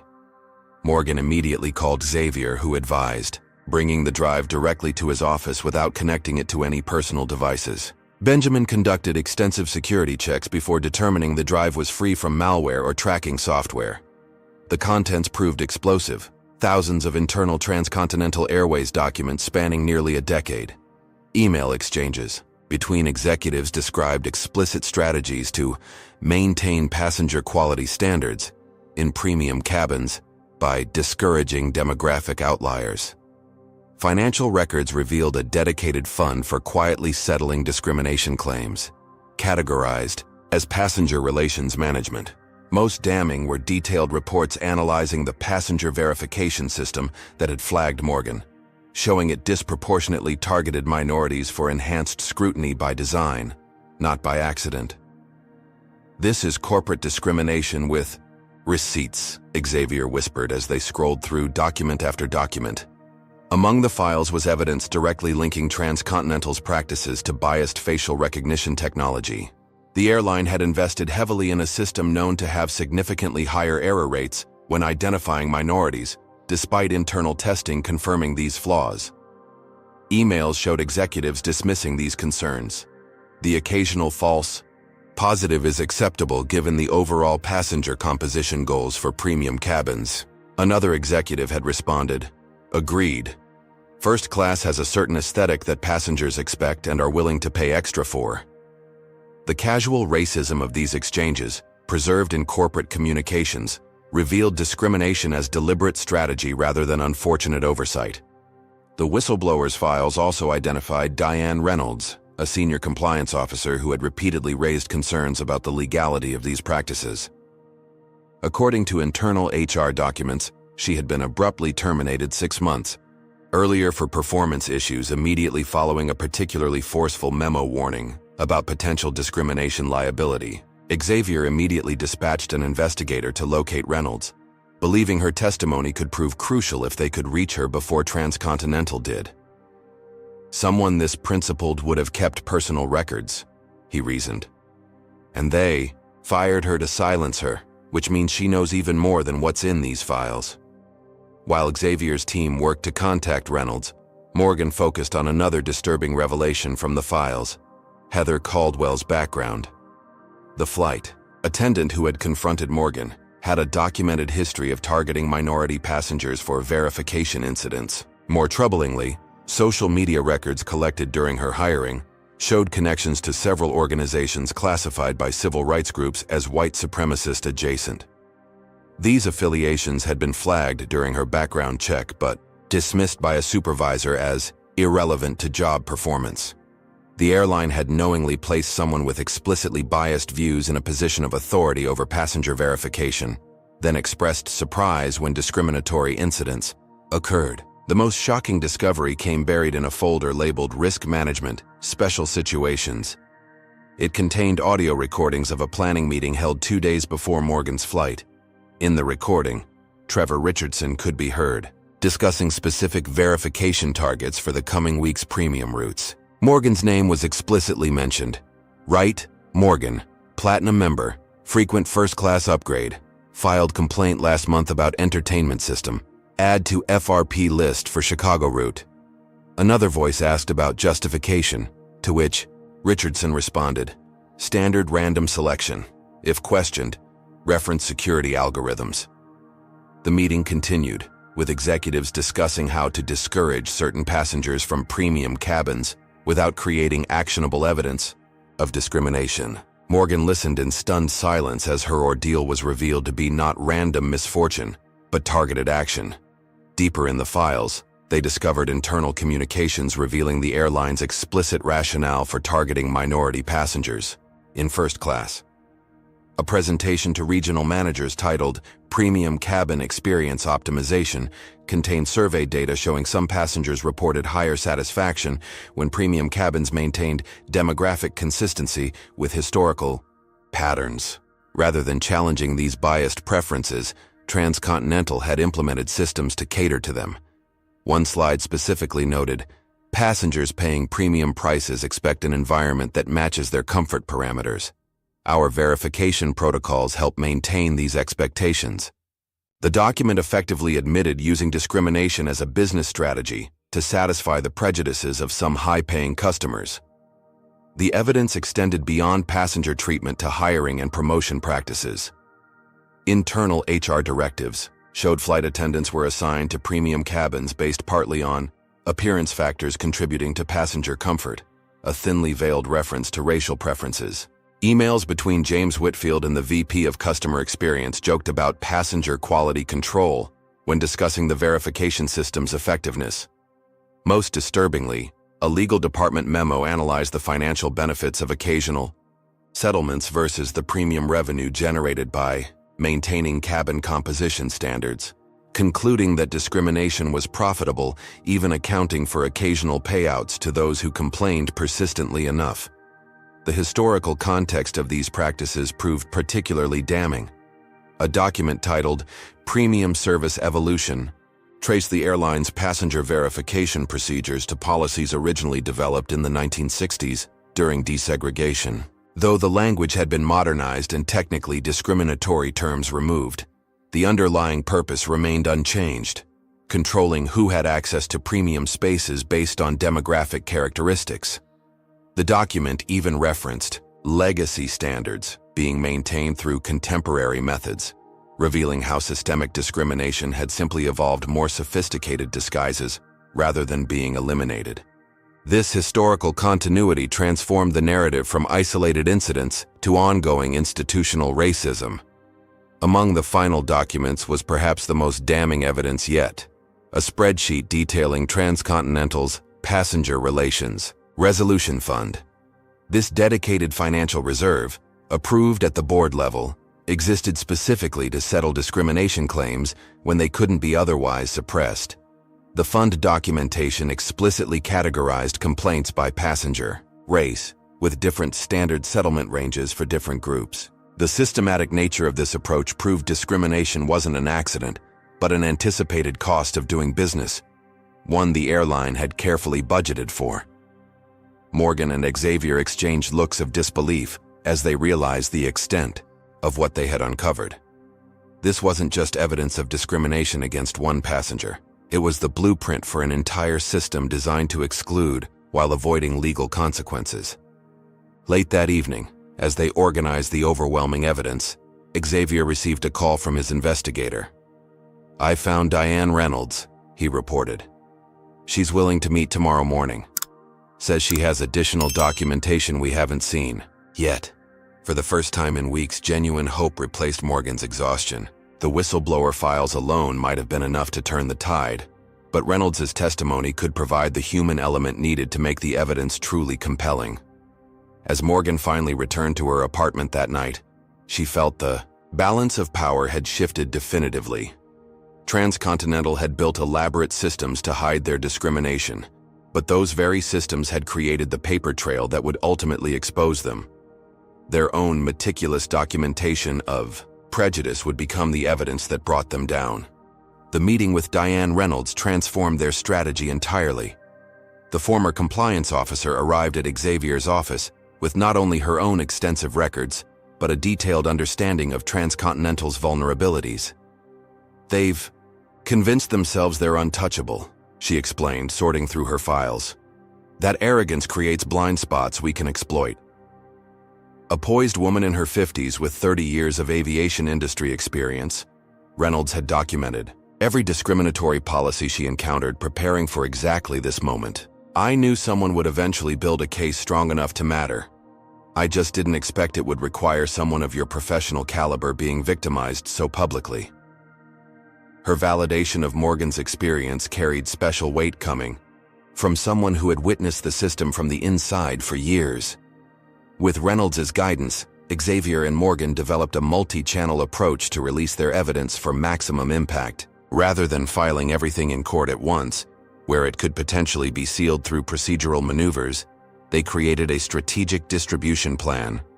Key documents were shared simultaneously with regulatory agencies, congressional oversight committees, and trusted journalists at various publications. "No single point of suppression," Xavier explained as they finalized preparations. "If they shut down one avenue, the evidence continues flowing through others." By the following morning, their carefully curated evidence packages had reached the Department of Transportation, Federal Aviation Administration, Equal Employment Opportunity Commission, and select congressional staff with oversight responsibilities. For transportation industries, the coordinated release created immediate ripples. By mid-afternoon, 3 major news organizations had published detailed exposés on Transcontinental's discriminatory systems, each highlighting different aspects of the evidence. Social media exploded with outrage as internal emails showing executives' casual racism circulated widely. Aviation industry publications raised serious questions about regulatory compliance, while business press focused on the financial implications of potential penalties and boycotts. Most significantly, civil rights organizations mobilized their considerable resources behind the case, transforming it from one passenger's experience to a landmark battle against corporate discrimination. The narrative had irrevocably shifted from Morgan versus Transcontinental to a systemic challenge of industry-wide practices. The evidence release coincided with Xavier filing amended legal documents formally establishing their class action lawsuit. The plaintiff list had grown to 63 individuals with documented discrimination experiences on transcontinental flights, creating a pattern too substantial to dismiss as isolated incidents. The filing included Reynolds' sworn affidavit, detailing how she had been terminated for raising discrimination concerns internally. Most powerfully, it contained the recording of transcontinental executives specifically targeting Morgan for verification after her customer service complaint. The judge, who had previously seemed potentially biased, now faced a case with public scrutiny too intense to allow procedural favoritism. Within hours, the court calendar was adjusted to accelerate hearing dates, a small but significant indication of changing dynamics. Morgan's public standing transformed virtually overnight. Media outlets that had previously questioned her credibility now sought exclusive interviews. Xavier carefully managed these requests, arranging for Morgan to appear on a respected Sunday morning news program with a reputation for substantive policy discussions. Unlike previous defensive interviews, Morgan now spoke from a position of documented evidence and growing public support. "This case has never been about just me," she explained calmly to millions of viewers. "It's about challenging systematic discrimination designed to make certain spaces unwelcoming to people who look like me, regardless of their credentials or accomplishments." Her poised articulation of the broader principles at stake resonated across political and demographic lines, generating support from unexpected quarters. The corporate alliance that had initially united against Morgan began fracturing under pressure. Former colleagues from Ellis and Montgomery contacted her privately, expressing dismay at the firm's handling of the situation. A junior partner secretly shared that internal dissent was growing as the firm's reputation suffered from association with discriminatory practices. "Several major clients have quietly asked if the firm has other problematic airline relationships," he reported. "The management committee is divided on how to proceed." Similar divisions emerged at Westlake Industries, where board members questioned the wisdom of maintaining close ties with an airline facing potential regulatory actions and consumer boycotts. The unified opposition was dissolving as individual entities prioritized self-preservation over collective defense of discriminatory systems. Most dramatically, Transcontinental Airways experienced internal revolt as the evidence became public. Flight attendants' union representatives demanded emergency meetings, uncomfortable with their members being implicated in discriminatory practices. An anonymous group identifying as concerned TA employees issued a public statement distancing themselves from leadership decisions and calling for accountability. Several mid-level executives resigned rather than be associated with the burgeoning scandal. The company's carefully constructed external image as a diversity-friendly employer collapsed under the weight of their own documented behaviors. Even shareholders began questioning leadership, with an activist investor group calling for executive replacement and governance reforms to address catastrophic moral and financial failures. Morgan's television interview catalyzed broader public engagement with the case. Hashtags related to first-class discrimination trended globally as passengers shared similar experiences across multiple airlines. Civil rights organizations reported overwhelming response to their support campaigns, with donations and volunteer offers flooding their systems. Congressional representatives from multiple states announced plans for hearings on algorithmic discrimination in transportation, citing the transcontinental documents as evidence of needed regulatory oversight. What had begun as one passenger's humiliation had evolved into a national conversation about hidden discrimination in supposedly meritocratic spaces. 9 days after the evidence release, Transcontinental Airways Board of Directors called an emergency session that lasted 14 hours. By morning, they announced James Whitfield had been placed on administrative leave pending investigation of policy oversight failures, with CFO Patricia Hernandez appointed interim CEO. The accompanying statement acknowledged serious concerns about passenger verification procedures and promised comprehensive review of all practices that may have enabled discriminatory outcomes. Though carefully worded to limit legal liability, the announcement represented their first substantive retreat from denying discrimination entirely. Within hours, Richard Ellis issued a similar statement, announcing his temporary step back from managing partner responsibilities while the firm examines its client relationship protocols. The architects of Morgan's professional destruction were experiencing parallel falls from grace. The cascade of accountability accelerated when congressional subpoenas were issued to Trevor Richardson and other key executives involved in developing and implementing the passenger verification systems. No longer protected by corporate damage control, these individuals faced personal legal exposure for their documented actions. Richardson's attorney contacted Xavier about potential cooperation in exchange for consideration, a remarkable reversal from his previous racist comments about Morgan. Similar approaches came from other executives suddenly eager to position themselves as reluctant participants rather than enthusiastic architects of discriminatory systems. The unified defense had completely collapsed, replaced by individual scrambles for self-preservation. By week's end, Morgan received an unexpected invitation. The newly appointed interim CEO requested a private meeting to discuss constructive resolution of outstanding issues and necessary structural reforms. Unlike previous settlement approaches, this invitation specifically mentioned addressing systemic factors and included no preconditions regarding confidentiality. Xavier advised cautious engagement. They're finally serious about actual change, not just containing damage. The power dynamic had fundamentally shifted. Morgan was no longer a victim seeking redress, but a central figure whose involvement was necessary for the airline's rehabilitation. As she prepared for this pivotal meeting, Morgan reflected on how completely the tables had turned. The same corporation that had attempted to destroy her now needed her participation in their redemption narrative. The question was no longer whether she would achieve justice, but how comprehensively she could transform the systems that had enabled discrimination in the first place.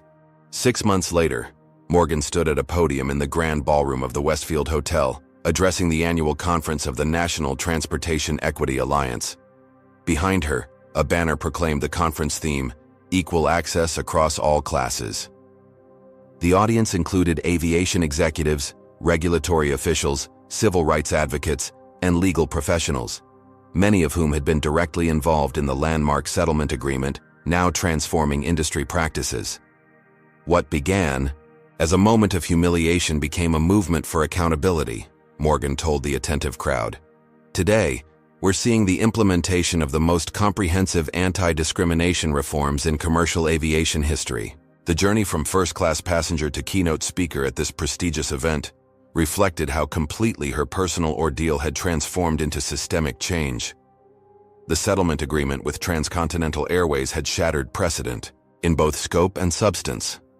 Rather than the typical financial payment and confidentiality requirements, Morgan and the coalition had secured structural reforms that reached every aspect of the airline's operations. The company committed to complete redesign of its passenger verification systems, with independent auditors monitoring algorithmic outcomes for demographic disparities.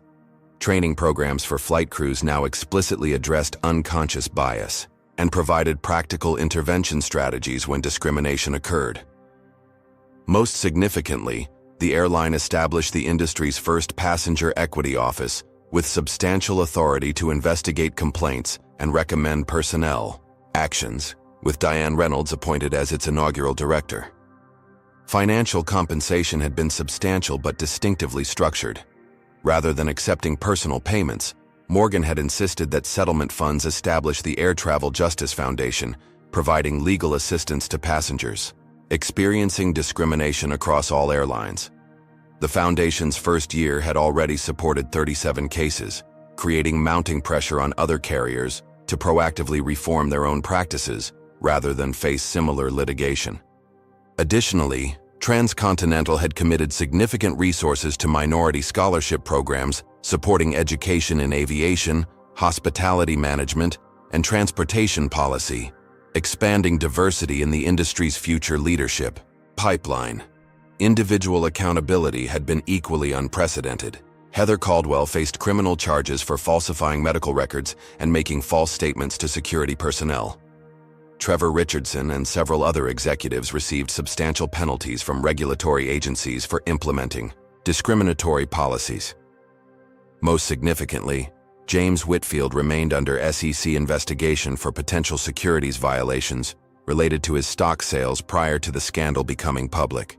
The carefully constructed executive immunity that had previously protected decision-makers from personal consequences had been decisively broken, creating powerful incentives for corporate leaders throughout the industry to examine their own practices. Ellis and Montgomery experienced its own reckoning in the settlement's aftermath. The firm's role in facilitating discrimination through legal assistance became a case study in ethics training at law schools nationwide. Richard Ellis resigned permanently after Bar Association investigations into conflict of interest violations. Multiple high-profile clients terminated their relationships with the firm, citing reputational concerns. From this decimated foundation, a reformed management committee implemented comprehensive ethical oversight processes and established one of the legal industry's most progressive diversity initiatives. The transformation wasn't merely cosmetic. Substantive policy changes reflected genuine commitment to preventing similar ethical failures in the future. Morgan's professional trajectory had taken an unexpected but fulfilling direction. Following the settlement, she received partnership offers from several prestigious firms, but ultimately chose to establish Right Justice Partners, specializing in corporate accountability and discrimination cases. With Xavier Thompson as her founding partner, the firm quickly developed a reputation for effectively challenging systemic discrimination across industries. Major corporations now proactively consulted them on policy reforms, preferring voluntary improvements to potential litigation. Morgan's team had grown to 15 attorneys dedicated to expanding the precedents established in the transcontinental case to other sectors where algorithmic bias and subtle discrimination persisted. Sophia's courage in providing crucial evidence had been recognized as well. Following the settlement, she received numerous job offers from airlines implementing new equity initiatives, ultimately accepting a position leading Transcontinental's completely redesigned crew training program on passenger respect and dignity. Her personal experience witnessing discrimination became a powerful teaching tool as she transformed flight crew culture from within. The other flight attendants who had eventually supported Morgan's case similarly found their careers advancing, rather than suffering, creating powerful examples that ethical behavior ultimately proved professionally beneficial despite short-term risks. Industry-wide impact extended far beyond Transcontinental. Within months of the settlement, every major U.S. airline announced comprehensive reviews of their passenger verification systems, seating policies, and crew training protocols.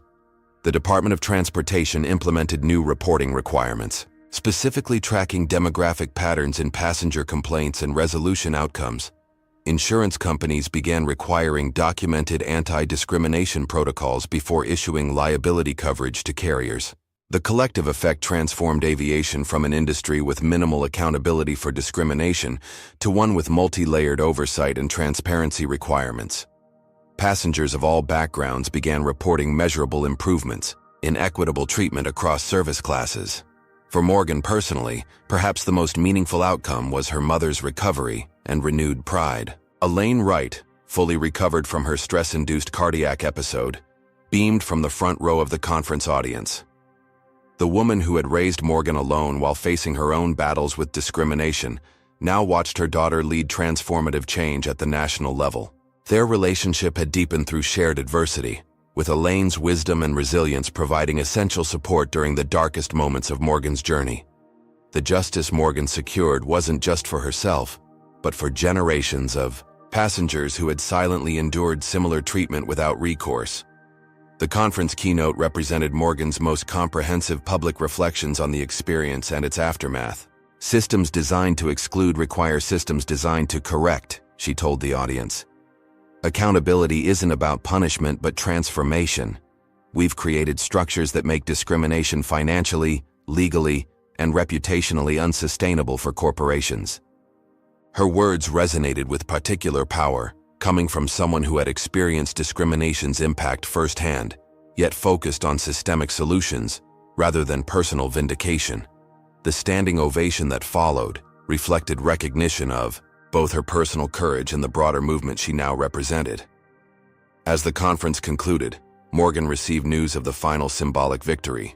Transcontinental Airways interim CEO, Patricia Hernandez, whose leadership had guided the company through its painful transformation, had been permanently appointed to the position, the first Black woman to lead a major U.S. airline. The appointment came with board approval of the comprehensive equity initiatives Hernandez had championed throughout the settlement implementation process. What had begun with Morgan being forcibly removed from first class had culminated in historic leadership diversity at the highest corporate level. The systemic changes now extended from passenger experience to executive decision-making, creating multi-layered transformation that would outlast any single case or settlement. 1 month later, Morgan boarded a Transcontinental Airways flight to Chicago, her first time flying the airline since the original incident. As she settled into her first-class seat, the lead flight attendant approached with a tablet. "Ms. Wright, the captain would like to personally welcome you aboard today." Rather than the verification challenge she had experienced previously, this interaction carried profoundly different meaning. The captain, an older Black woman, had emerged from the cockpit specifically to greet her. "What you did changed things, for all of us," the captain said quietly, gesturing subtly toward her uniform insignia. "Some battles need fighting so others don't have to, As the aircraft doors closed and preparation for departure began, Morgan noticed the diversity of passengers comfortably seated throughout first class, the visible evidence of systemic change. The airline that had once humiliated her now operated under transformed policies, leadership, and culture. The justice she had secured wasn't measured merely in settlement dollars, but in lasting structural reform that would benefit countless passengers long after her specific case faded from public memory. This powerful story illustrates several crucial lessons about confronting discrimination in modern society. First, systemic racism often hides behind seemingly neutral policies and algorithms that perpetuate exclusion while maintaining plausible deniability. Morgan's experience reveals how institutions use sophisticated methods to enforce discriminatory practices without explicit bias language. Second, fighting entrenched discrimination requires more than individual courage. It demands coalition building and strategic evidence gathering. Morgan succeeded not by fighting alone, but by forming alliances across racial, professional, and organizational boundaries, creating power through collective action that no single person could achieve. Third, corporations respond primarily to threats against their financial interests and reputation. Real change occurred not through moral appeals, but when discrimination became financially unsustainable through legal liability, consumer pressure, and shareholder concerns. This pragmatic reality highlights why economic consequences remain essential for achieving justice. Perhaps most importantly, the story demonstrates that true justice extends beyond individual compensation to systemic transformation. Morgan's victory wasn't measured in settlement dollars, but in structural reforms that would benefit countless future passengers. This reminds us that addressing discrimination requires changing systems, not just punishing individual actors. Finally, Morgan's journey shows that speaking truth against powerful interests carries real personal costs, yet remaining silent ultimately costs even more. The path to justice is rarely smooth, but persistent advocacy can transform individual suffering into lasting change that benefits society's most vulnerable members. Have you ever witnessed or experienced discrimination that was disguised as policy or procedure? Would you have had the courage to stand up like Morgan did when faced with such injustice? Comment below with your thoughts on how we can better recognize and challenge systemic discrimination in everyday situations. If this story resonated with you, please hit the like button and subscribe to our channel for more powerful narratives that expose the reality of modern discrimination. Share this video with someone who needs to understand how racism operates in supposedly post-racial environments. Together, we can build the awareness and solidarity needed to create more equitable systems. Thank you for watching, and remember, justice requires both courage and community.